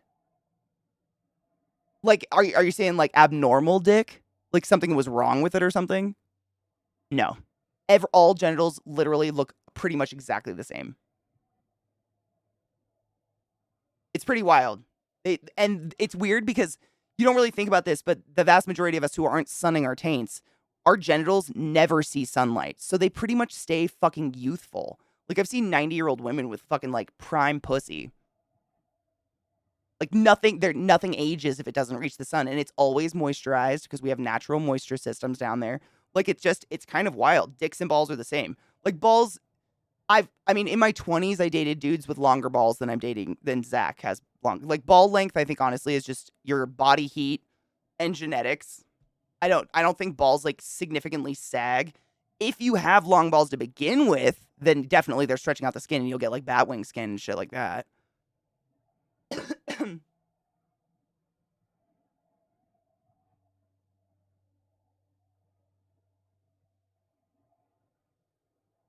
After having a catheter, can that still happen? Can what happen? Don't you have to have a very cartilaginous dick to have it standing out at the welcome? I think it has something to do with your interior anatomy. So the muscle or the spongiform tissue that makes up the dick, the vast majority of a cock, and how it like swells with blood and becomes like this weird hard new thing, like appendage. It goes like along your taint and up into your asshole, and then along your rectum to your prostate, which is why anal feels great to a lot of people with penises. And it's all about honestly, I read about this very recently in a scientific journal. It's so weird that we're talking about it, but there's this new study that has to do with the length of your taint and your average testosterone levels. And men or people born with penises and the fucking gooches, they're evolving to have lower testosterone levels and smaller gooches and smaller dicks as a whole. I don't know why. There's no reason why to it yet, but they're like, there's a whole science to it, and it all has to do with like the angle of your pelvis. So if you've ever seen someone who like naturally has like a poochy butt, or their spine kind of like curves a little, so their butt pokes out, but they're just that's just the way they stand. Those kind of people have actually a tilted pelvis, which makes it so their gooch and everything is forward a little bit more than normal. Because the back of their pelvis, you know what I'm saying? Or it can be the opposite way, which means your dick will present shorter and or longer, depending on what way your pelvis, also body fat, blah blah blah blah blah blah. Like it's a whole thing. I don't even know. But the only things that really made me what the fuck is like I know it's like seen as like a weird weakness to go and ask for help, but if you have an ingrown hair on your ball sack or nut that is like infected, please go see a doctor. Don't wait until it's black. More than this many times I've seen that. I can't tell you how many anymore. It's more than this many times. It's insane. I just cannot. These are your most precious things. Like, please take care of them. Please go to the doctor. Please, please, please. Jesus Christ, please. Things I didn't think I'd hear for 10K, Alex. I just moved to Rehoboth, and I'm working at a town's local gay nightclub. Oh, fuck yes. Super excited. Haven't bartended in years. Oh, hell yes. Oh, you're going to have fun. Didn't we just listen to... Didn't Northern Boys... Weren't they just on? Literally, the last song was Northern Boys.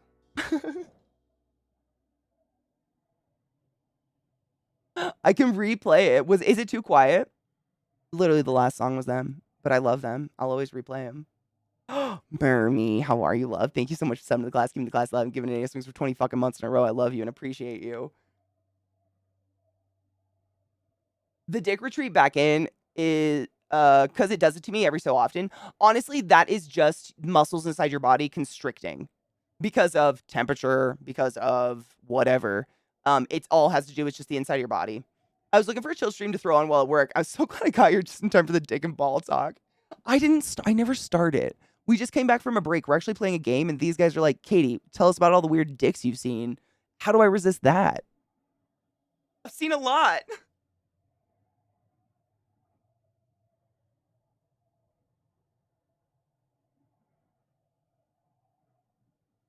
That the pelvic tilt also has to do with if you're born assigned female, your uterus will have a tilt. So if you have cramps during your menstruation cycle, it'll affect your back and you'll get backaches and like kidney aches and shit like that because your pelvis is tilted. Also, if you've ever seen those dimples on the back, like on some people's backs, the dimples of Venus or whatever the fuck they're called, that's a tilted pelvis. And those people are actually way more likely to get like sciatica or something because of it. It's like a sign of an unhealthy spine. I can't remember what it is. I'm also insanely jealous of it because it's super cute and I don't have it, so we're just going to talk bad about it. Fuck all of you. Ooh, let me load a bowl. With the porno... Well, did I start the porno talk? I don't know. I'm trying to think of, like some sort of... I mean, I've never really seen a body that... Because I've seen so many bodies. Like, I worked mainly in an ICU or an ER. And both of those places, you either were cutting all your clothes off or you're like, you know, if you've ever seen someone in ICU, like they're in a little sheet, you know, basically like that tiny little gown thing with like a tie in the back. And other than that, they're cracked out of their mind on painkillers and they're flopping all over the place and their jennies are just out. I mean, it's just like facts of, I mean, we always try to like, you know, carefully like pull your gown down and be like, oh, isn't it? But some people are just, wow, free, whatever. I don't care. Genitals are genitals. But I've seen so many that like one would have to be so fucking crazy to truly stand out to me other than having an injury of some sort or something medically going on. Like, I had one patient one time where when I walked into the room, I had already read the chart and everything. And, I've told you guys about most of the rooms, like your feet are towards the door and your head is towards the wall where all the oxygen plugs and everything are. And the patient was, you know, looped out of their mind in a tiny little gown, legs spread to the world, Jesus and everybody. And their labia had swelled and filled with so much excess fluid because this person, we had pumped so much fluid into them to try to get their blood pressure up that all that excess fluid looked for a place to go. I know I've told you guys about Bob before. This is like a different version of Bob. But their labia was so fucking full of fluid. I went to the computer immediately, logged in and double checked the chart because I was about to say miss. And I was like, I don't want to misgender this person. Like, you know, I usually say like Miss So-and-so, like your last name. That's how I usually, hi, Miss So-and-so. My name's Katie. Da, da, da. That's usually how I like introduce myself. And I was just like, what? They were bigger than balls. Like, those are the things that really stand out to me. But it's usually a medical emergency is going on. I've never seen anything where it's like naturally, significantly like, whoa. You know what I'm saying? Neuro, my baby! How you doing, honey bean? How are you, my love? Guys, Dr. Neuro is actually a neurosurgeon I worked with at Johns Hopkins. Probably also saw all the Jennies in the whole world. I was just saying, like, people were asking me if I've ever seen, like, a dick that, like, super stood out to me or anything like that. And I was like, man, at a certain point, you've just seen it all. That something has to be so extreme, like an injury or, something like that. Like, something is going wrong because it's just, in general, they're all the same. Like, everything looks exactly the same. And it's so wild because I know myself and I know a lot of people, especially in our younger years, we get really self-conscious about our genitals and like our nonsense downstairs. Everybody's looks almost the same. Keep it clean. That's it. Keep it clean. That's all I'm going to say. Keep it clean. Thank you. Neuro also streams and talks about crazy medical shit and is super, super smart. Hella smarter than me. Awesome human being. Please give follow. How are you, love? You know what's crazy, Silverzen? I haven't seen a lot of third or fourth nipples. I really haven't. I've seen a shit ton of tits, but I have never seen I've never seen I've seen a couple, but like honestly, nothing significant. It's what Neuro said. So your connective tissue, it's so everybody, this is what I've learned because I kind of looked up into the dick swing because it's really interesting to me. But everybody's body is a little bit off, whether it's like microscopic or not. Like everybody has, that's why like everybody, one tit is a little bit bigger than the other. One ball hangs a little bit lower. One hip might be like slightly off. Some people it's a little bit more significant, but everybody's a little bit uneven. And depending on what way you are uneven, you kind of overcompensate and the muscles on that side will become tighter and pull tighter, which pulls your dick to swing that way. But I have no idea. Because it all has to do with connective tissue and just like how fucking taut it is. But that's what I read. That's like the theory. Because everybody has a swang. I don't know though. I have no idea. It's interesting to me, but it does have to do with connective tissue. But dicks are really interesting.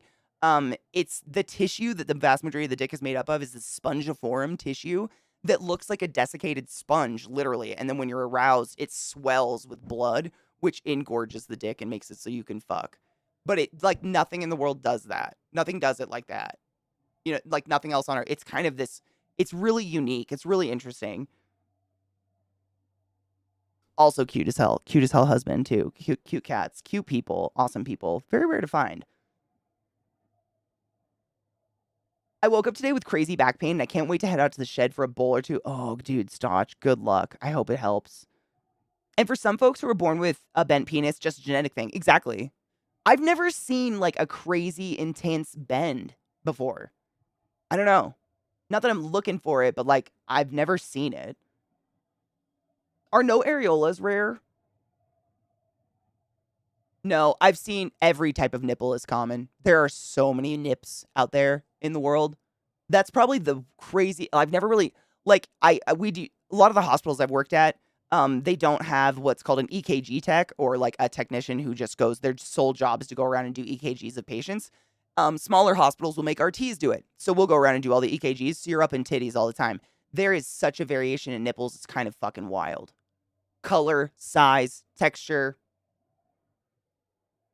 All of them. I've seen it all. I mean, literally. And everybody's nipples are different. It's kind of crazy. Nipples are wild. Never really thought about it before, but yeah. Yes, I have seen a broken penis. It's horrible.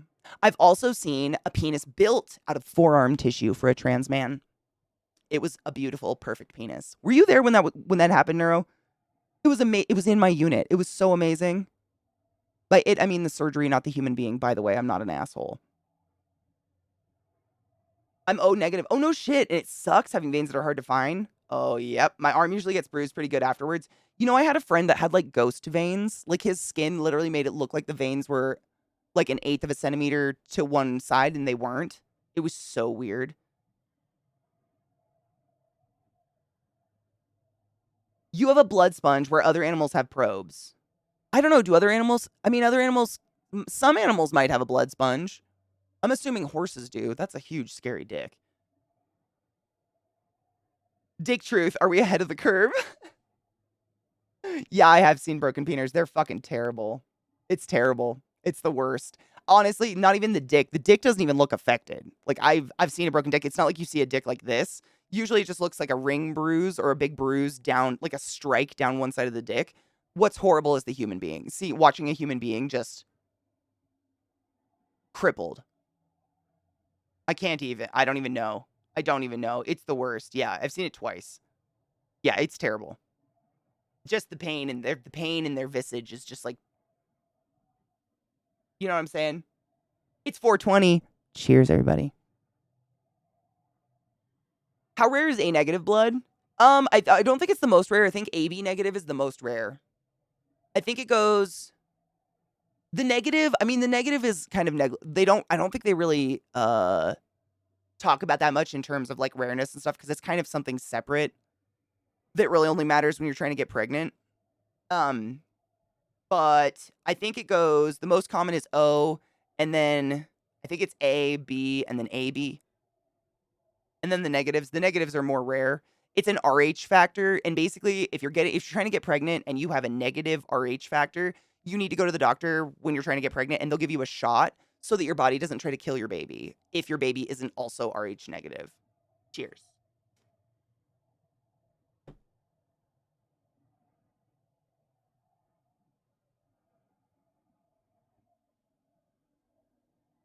Not trouble, honestly, like,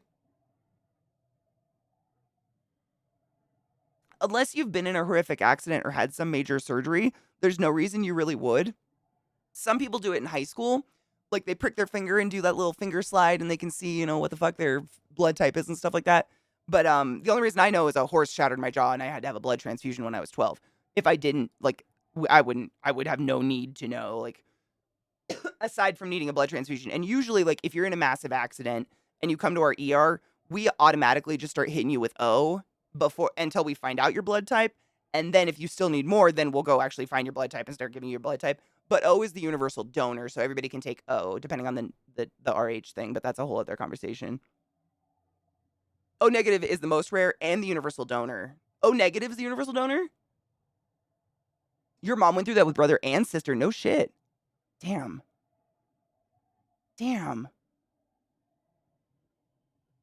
Don't have standing shower sex, people. Don't have water sex. I would 100% stand by water sex is a bad idea. It removes all your natural fucking lubrication. Are you O positive? I think that's the most common, right? And I thought that was the universal donor was O positive, but I'm not. Again, your blood type doesn't even matter to me. It doesn't affect the oxygenation. So blood type, even to someone like me in the hospital, I didn't really care what your blood type was until we had to do a massive transfusion. But in that case, we have transfusion techs. I don't have to do that either. I'm just there for it. At least not in my friend's school. Too many kids finding out their parents aren't always their biological parent. Oh, damn. Like, way later in life, I'm AB positive. I get calls constantly because apparently my plasma is great for burn victims. Wow. There are no places within 2 hours for me to donate, by the way. Aw, boo. I thought there were fucking plasma clinics everywhere nowadays. That's stupid. Oh, neg's universal to give out. Oh, no shit. My blood is red. LZT, how are you feeling, love? Yeah, my mom gets hounded for her blood constantly. My dad was AB negative. So my sister's, like, not so, but my sister's A negative and I'm B negative. And my mom was O positive. Punnett squares, my dudes. They're confusing. My dad was AB negative, though. I know that. O positive can give to all positives. Okay, no, that makes sense. I'm B rhesus? Negative. You think I can take O2? I think everybody can take O. So this is basically what it means. So, and again, I might be rusty because it's been many years since I was in school talking about this shit, and it didn't really matter to me. But you've got your blood cell. I was trying to look for something to represent. We'll just say that my grinder's a blood cell. No, this works. Look, it's literally a capsule. So if this is a blood cell, essentially you've got little tiny notifiers all over, little thingies all over that blood cell. Little, like, I'm trying to think of the word for it. There's a word, and my brain is just escaping me. But those little thingies say the information for that blood cell. So, like, some of them will say negative, or if it's negative, you just don't have it, or you'll have an RH factor, and then you'll have your A factor, your B factor, your whatever. And if some foreign thing is introduced to, like, say you get an organ transplant, and the organ you get comes from a negative body, and you've got B blood, your body will attack that organ and try to kill it because it thinks it's literally a foreign body invading your your body. I know that's a lot of bodies, but you know what I mean? Because of these little factors that are all over your blood cells telling your body what is yours and what isn't. And so O blood is accepted by everybody because it doesn't have any factors that our body recognizes as a foreign body. I know that's so many bodies, but you know what I mean? Whereas if you have A blood and you got someone's B blood, your body would be like, no, poison. Why? No. It's okay. Yep, spark o'clock apparently. We're having a great time. I'm just ignoring it. It does. Well, Silver's End, yes. I know that people get organ transplants even with the same blood types. They still have to take a medication for the rest of their life. And even then, your body can reject it. 100%. Yeah, definitely.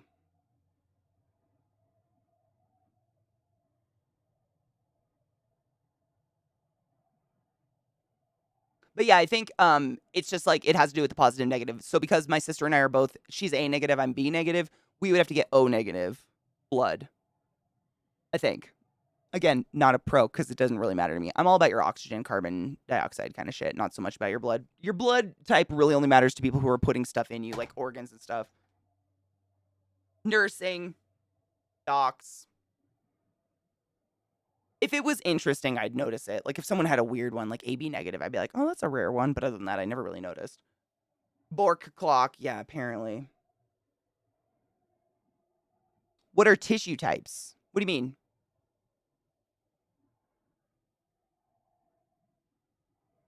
What do you mean? In our bot, that's so many.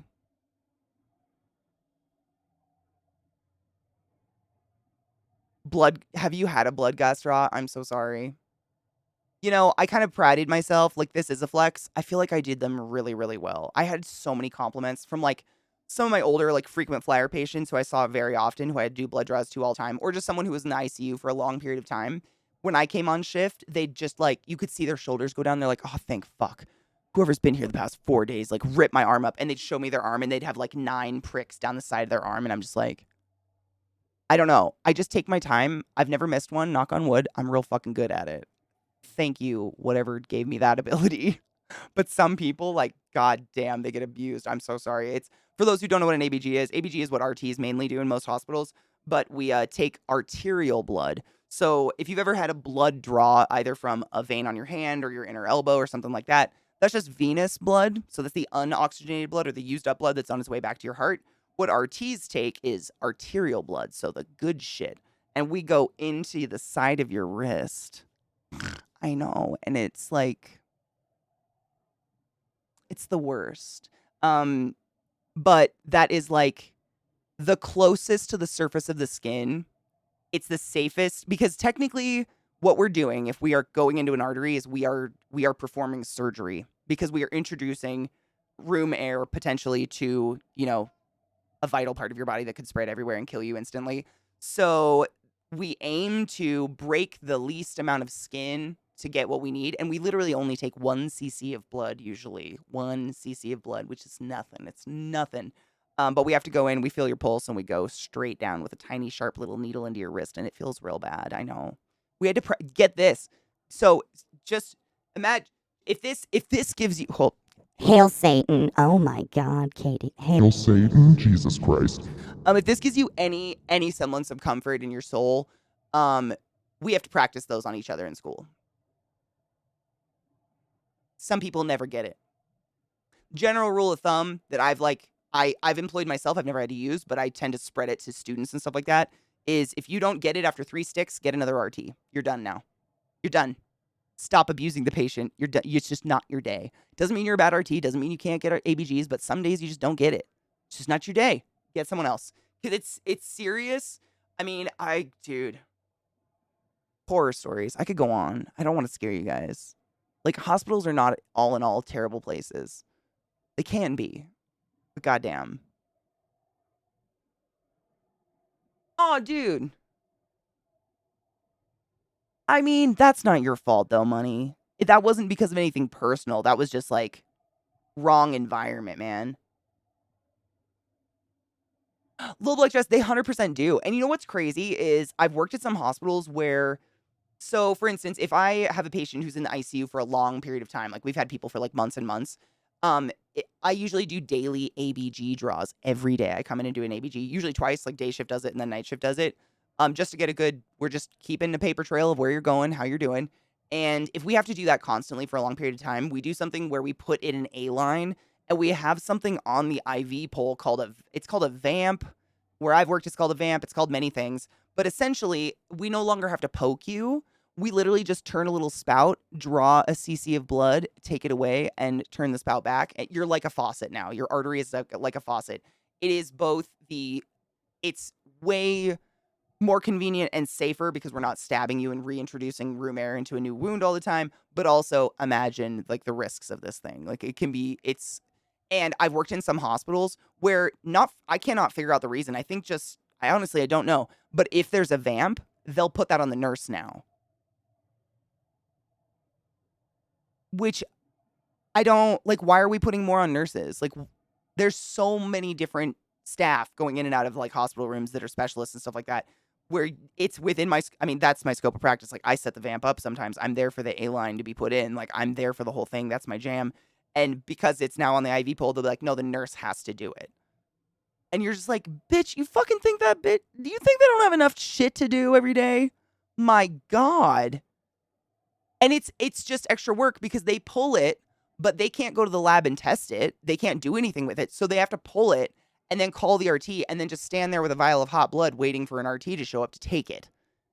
Do you see what it's ridiculous. And every hospital I've worked in where that happens, we're all just like, we recognize how ridiculous this is. It's just, they won't let us change it.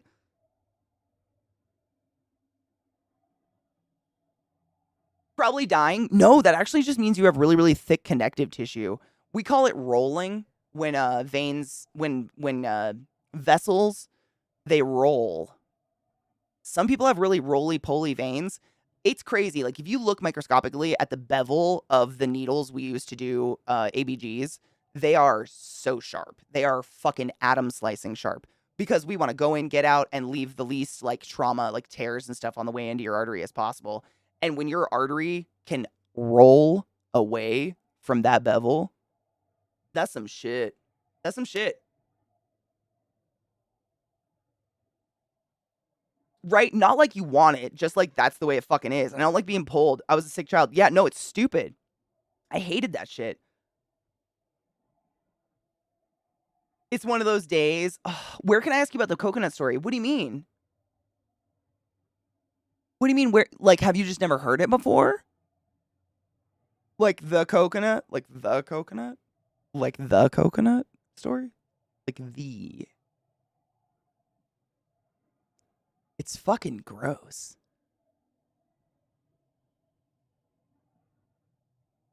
Katie got blood into a decanter. Oh man, LZT. I don't know if we've been friends this long.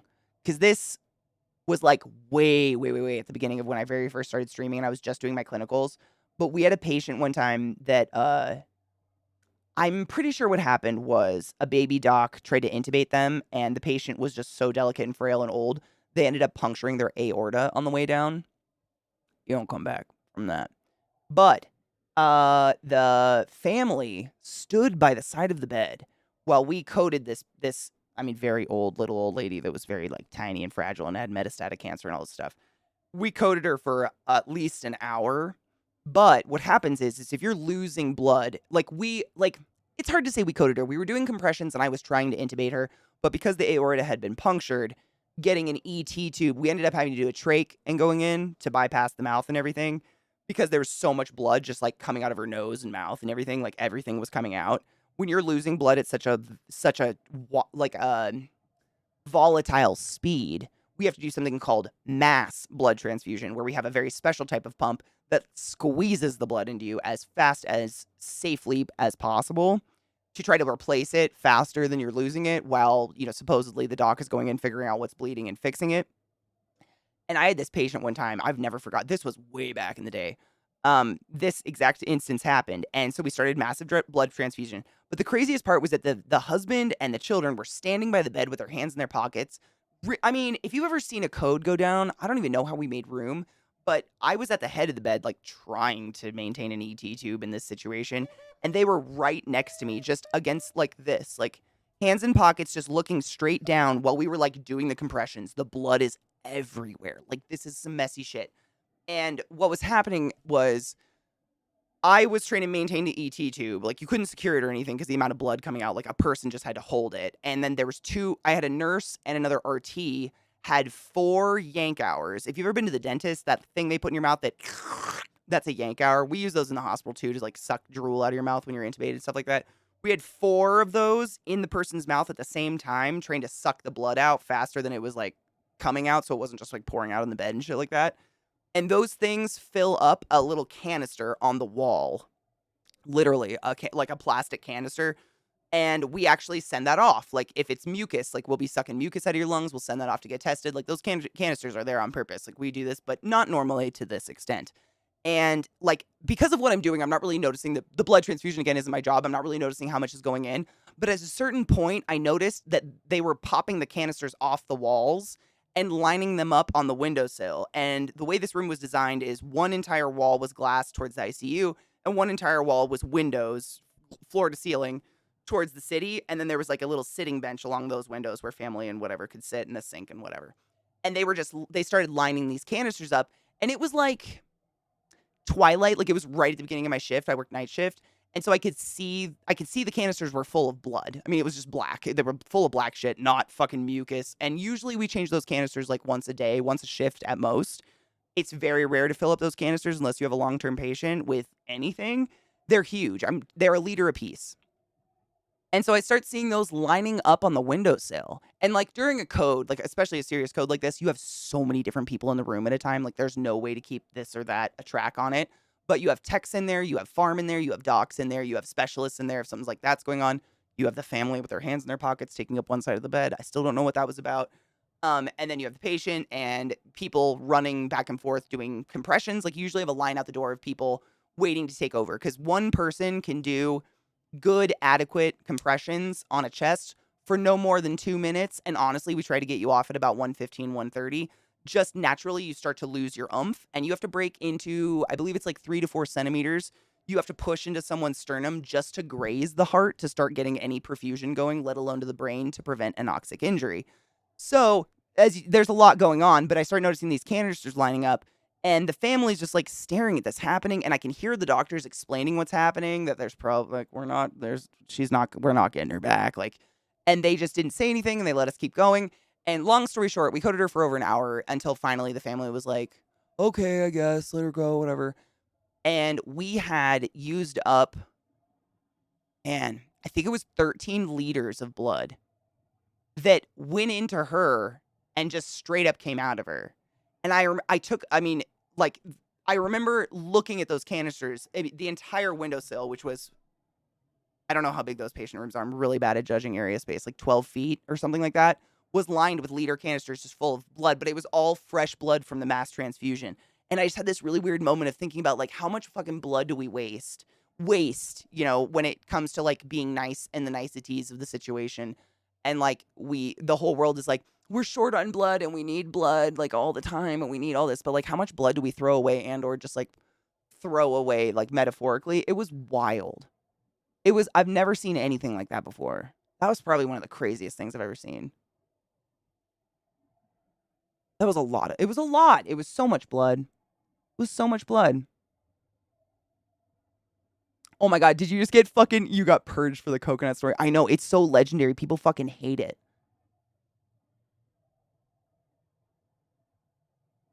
Needles are absolutely, they're mostly single use, honestly, because the first time you use one, they get dull, and you can't guarantee a perfect, nice, trauma-free insert into the person's flesh after that. Like, the skin of your body, like, they're so sharp. Like, the bevel of those needles are so sharp that just breaking into your skin makes them dull. You know what I mean? Also, you're just introducing, like, bacteria. Like, you never, like, do this with the needle. You never, like, pull in and out, because when you pull any amount of that needle out and air is exposed and then you put it back in, you're done. Like, that is infection immediately. So the moment that needle even comes out a little bit, it needs to come out. You're done. That needle's now garbage. You got to get a new kit. Band-Aid, new. You have to. I mean, that is policy. If that's not happening, I highly encourage all of you to be your own advocate and be like, no, I know better now, bitch. Shit's gnarly. Oh my God, can you imagine? Mermy, well, I was trying to think, like, when's a good time to drop the fucking coconut story? Maybe on a faded Friday when everybody's so high they don't care. Because I don't want you to have to wait for Halloween. Like, it's not that good if you've literally waited years. It's not, in my opinion. That being said, I don't have a dick. Kitties! Thank you, I washed it. Bless your heart. No 3-second rule? Nah, man.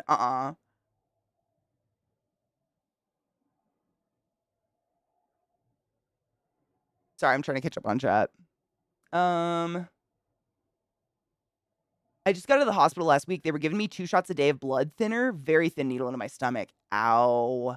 I have a needle phobia. I know. Shocker.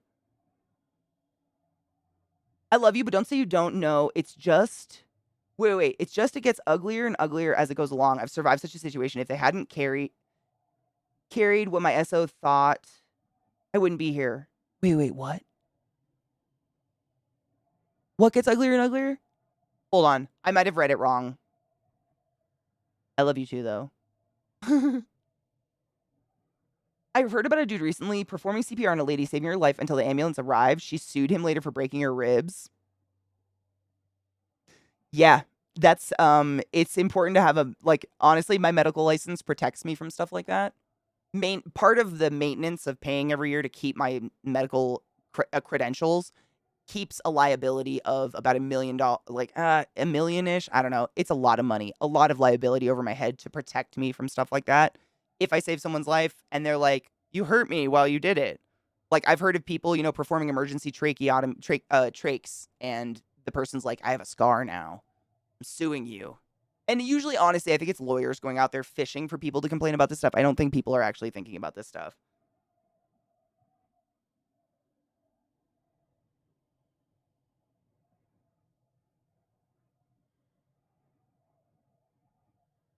Mermy, yeah, if you want to do Faded Friday, I think that's a good day for it, because we're all so fucking high. Like, that's way sooner than... It's just, I mean, it's gross, but, like, how you don't have to wait till Halloween, my God.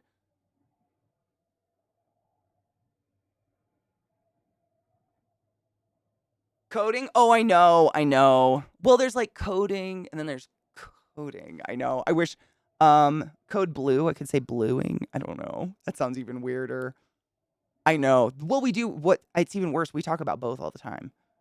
I'm so sorry. Coding.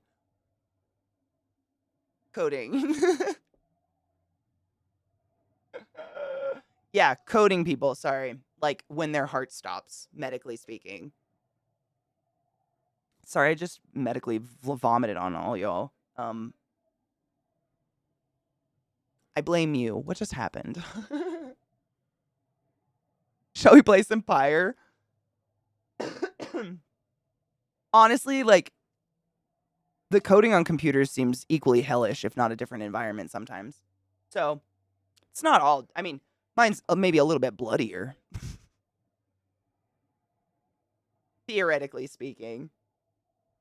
But I've known a lot of computer science majors and people who code for a living, and I would rather code a human. Any day.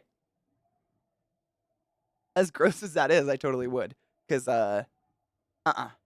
it's math talk.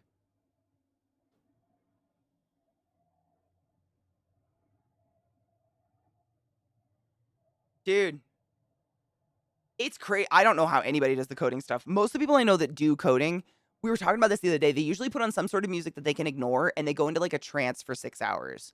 It's no, like, oh, a little coding here, a little coding there, we'll do a little bit here and, break it up. Whereas that's kind of how I work. Like, I do a little bit here, a little bit there, get up, do something else. Coding is, like, binge purge lifestyle. That's what it sounds like anyways. Oh, no shit, not enough guns. Do you not know that? You had to break... Yeah, you have to go 2 to 3... I think it's 3 to 4 centimeters at least. You have to be able to push the sternum at least 2 to 3 to 4 centimeters into the chest before you graze the heart of a human. And that's someone who doesn't have enormous breasts or additional weight on their body.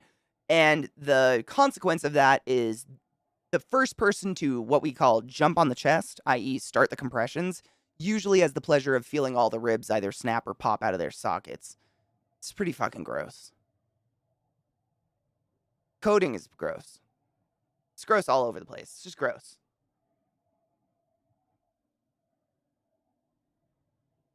Same one, same. Yeah, there's actually another way to beat hearts, though. That's why I was asking. Do you know about the fucking precordial thump? I've got to do it twice in my life. It's pretty epic. If you see someone in the midst of having a heart attack, like literally the moment it's happening, don't do this. Please don't. I'm just saying, it's possible to fucking punch them in the sternum as hard as you possibly can, and it can hit the heart and jolt it into into stopping the heart attack before any more injury is caused. Called a precordial thump. It's crazy. I've done it twice. And it was like, I had to be so fucking sure. You know what I'm saying? Like, I would never do it if I questioned a moment.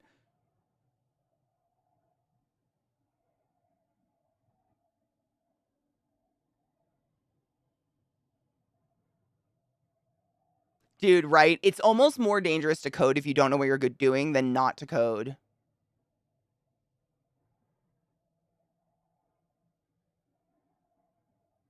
Do I have elf ears? I don't have any elf ears. What do you mean elf ears? And do I use them at work? Like in the hospital? In my job, like a huge portion of my responsibility is using a stethoscope to listen to breath sounds. So honestly, when I was at work, I had nothing on my ears. No earrings, no nothing. Because the amount that I was doing this with a stethoscope every day, a fucking billion times, I would have ripped earrings out of my face so goddamn fast. So I kept anything off my head. Like, I very rarely even wore necklaces because my stethoscope would get tangled up in them. And if you see a patient start coding, you will rip your necklaces off to get your stethoscope out as fast as possible. Like, that life takes over any precedence over a necklace on your neck. And if you can't, people are going to look at you and be like, what the fuck is wrong with you? You know what I'm saying? It was pretty much a no accessory zone, just for fear of that. And also, you know, I had a lot of patients who were kind of like losing it because of one reason or another. So they're flailing all over the place. They're grabbing at things like a baby, kind of like, ah. And if a patient fucking grabs your earring and rips it out of your ear, that's on you. It's not on them. And I don't want that. I notice no rips. Still good. Yeah. Like, and necklace is the same. I've seen people like in a code trying to do compressions and their necklaces are like slapping the patient in the face.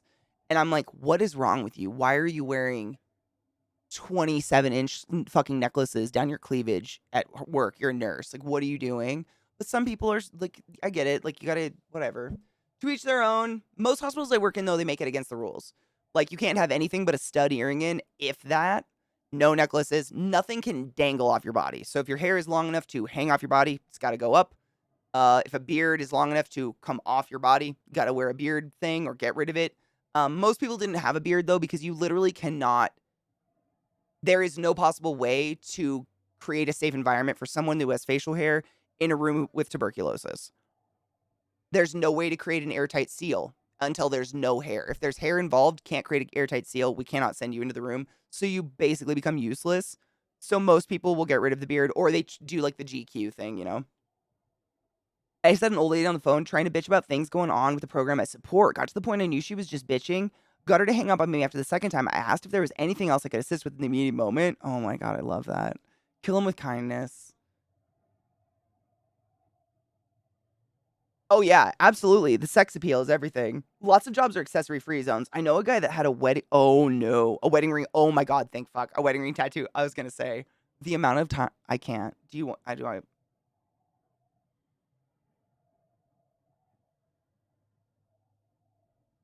don't know if I even want to tell it. It's so.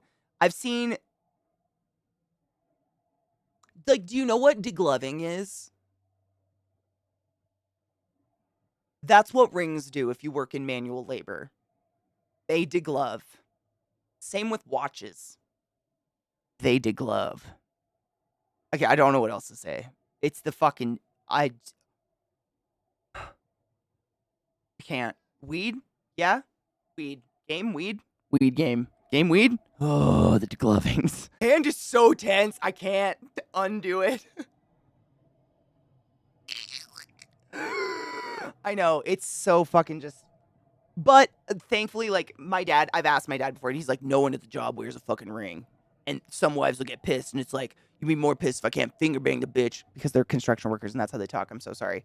But, like, for real, they seem to be smarter than that, but every once in a while, I don't know, man, it's crazy. Oh, my grandmother jumped off a hayride wagon and stripped her ring finger skin completely. Why'd that make my asshole so tight? God.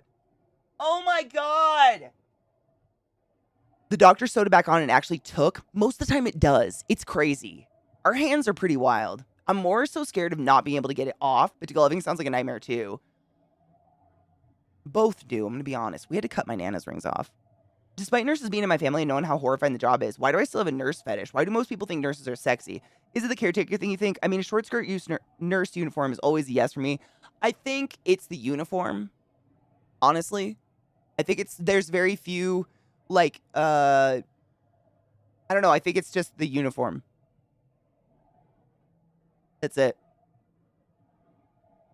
I don't work in a hospital anymore, but I definitely, I have scrubs. You know?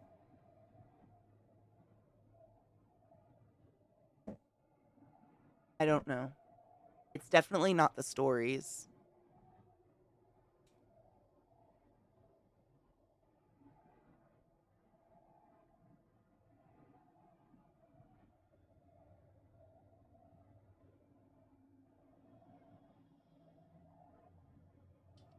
Yep, it's like, I think it's the same reason why if Zach puts on a tool belt, like, I'm suddenly sucking his dick.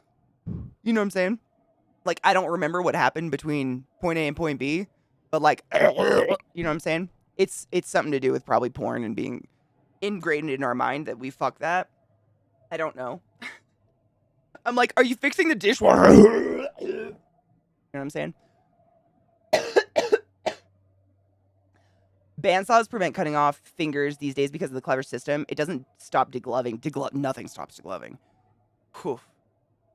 Speaking of, not to bring up another gross story, but just because we're on the topic, I think the hair just came out of my eye. I think, fuck.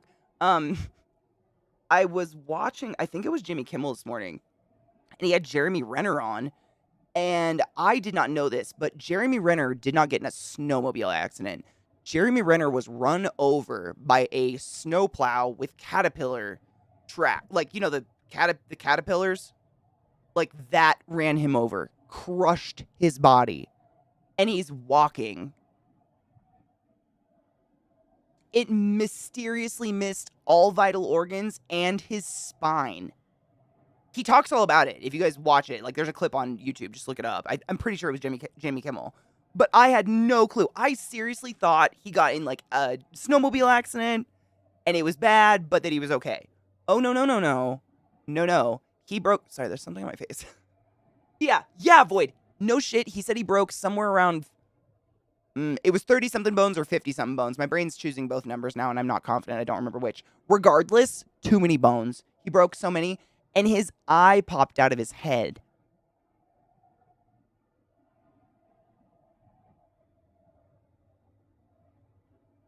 And he's okay.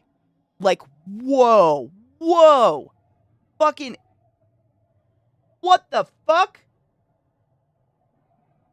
You know, Gun, that's why we got a privacy fence. It was his own, yeah.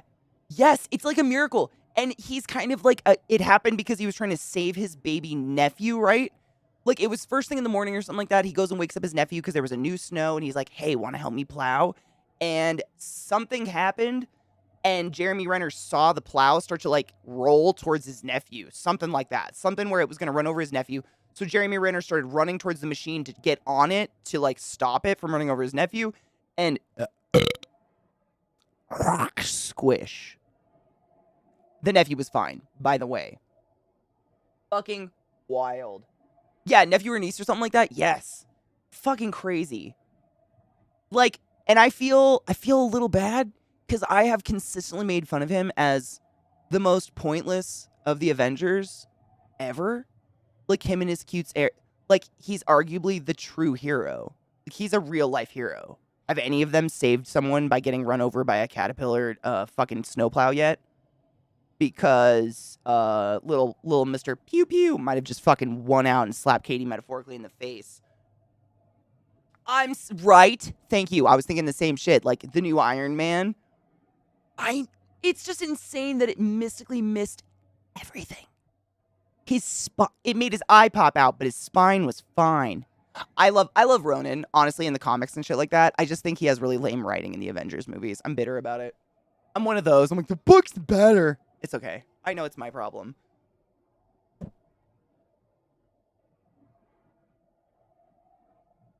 I just watched it this morning. I think it was Kimmel that he was doing the interview with. I watched it on YouTube. But it was, I mean, I just didn't know any of these facts. Hawkeye's really dope when he becomes Ronin and is on his own. Spoilers, if you read the comics. But when he's with the Avengers, I just feel like he's like their pet. Like, they treat him like a pet. Like, everybody else has... I mean, the least Iron Man could do is fucking give him a suit. He gave everyone else, like, little flyy suits. Like, hello. But no. Leaving him on the ground. Okay. Books, movies, I agree. Our imaginations are always better. Thank you. I tried something different, but my eyes, for some reason, have been bugging me all day. So I've pretty much rubbed all of it off, and I feel a little bad. But it did look cool. Yep, the actor, Jeremy Renner's a great actor, yeah. I think people like him so much because hopefully he isn't always acting when he portrays the nice guy. Yes. I think that kind of proves that when they show, like, his family and stuff like that during the...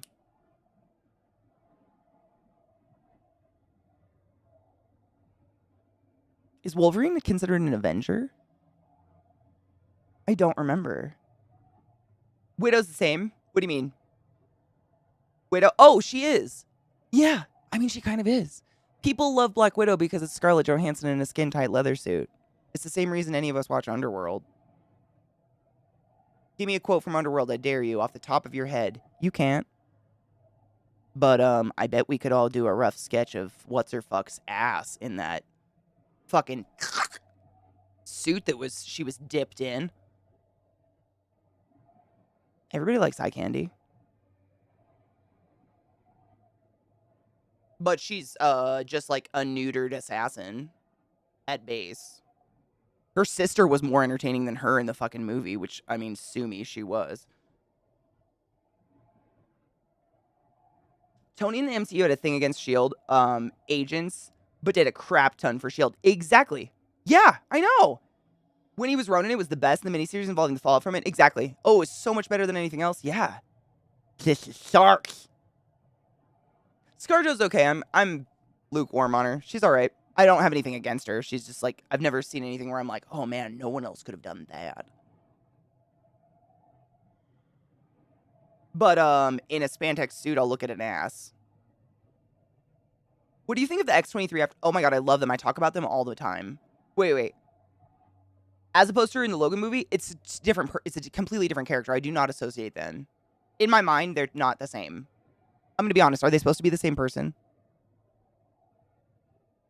They're not the same. They're just not the same. I talk about X-23 all the fucking time. It's one of my favorite series now. Like, it's when people say, like, if anybody asks, I'm like, X-23.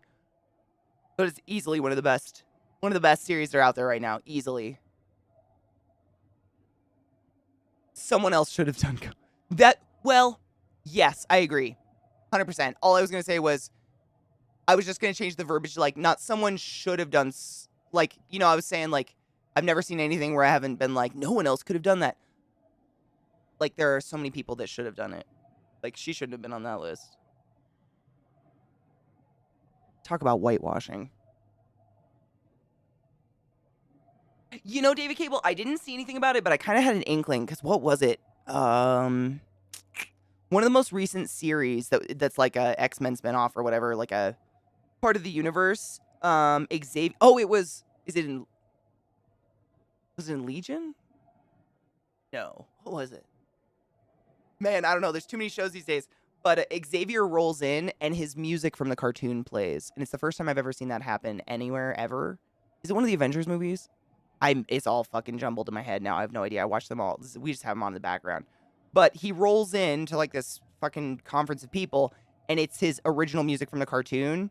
And like, oh, it's Multiverse of Madness. Thank you. We just rewatched that recently. Thank you. Yep.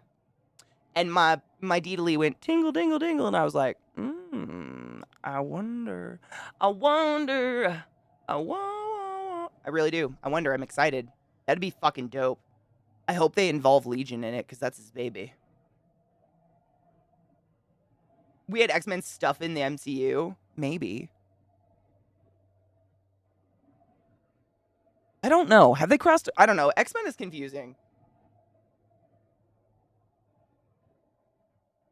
Yeah, with Doctor Strange. That was a crossover, right? I confuse the DC MC all the shit all the time. MCU universe and DC.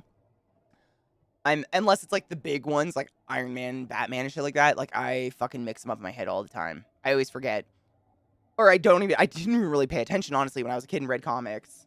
I ordered a new robe today. Excited for it to come in. It's a seersucker. Oh, fuck yes. I hope it's long enough. You know what's funny, Chronicle?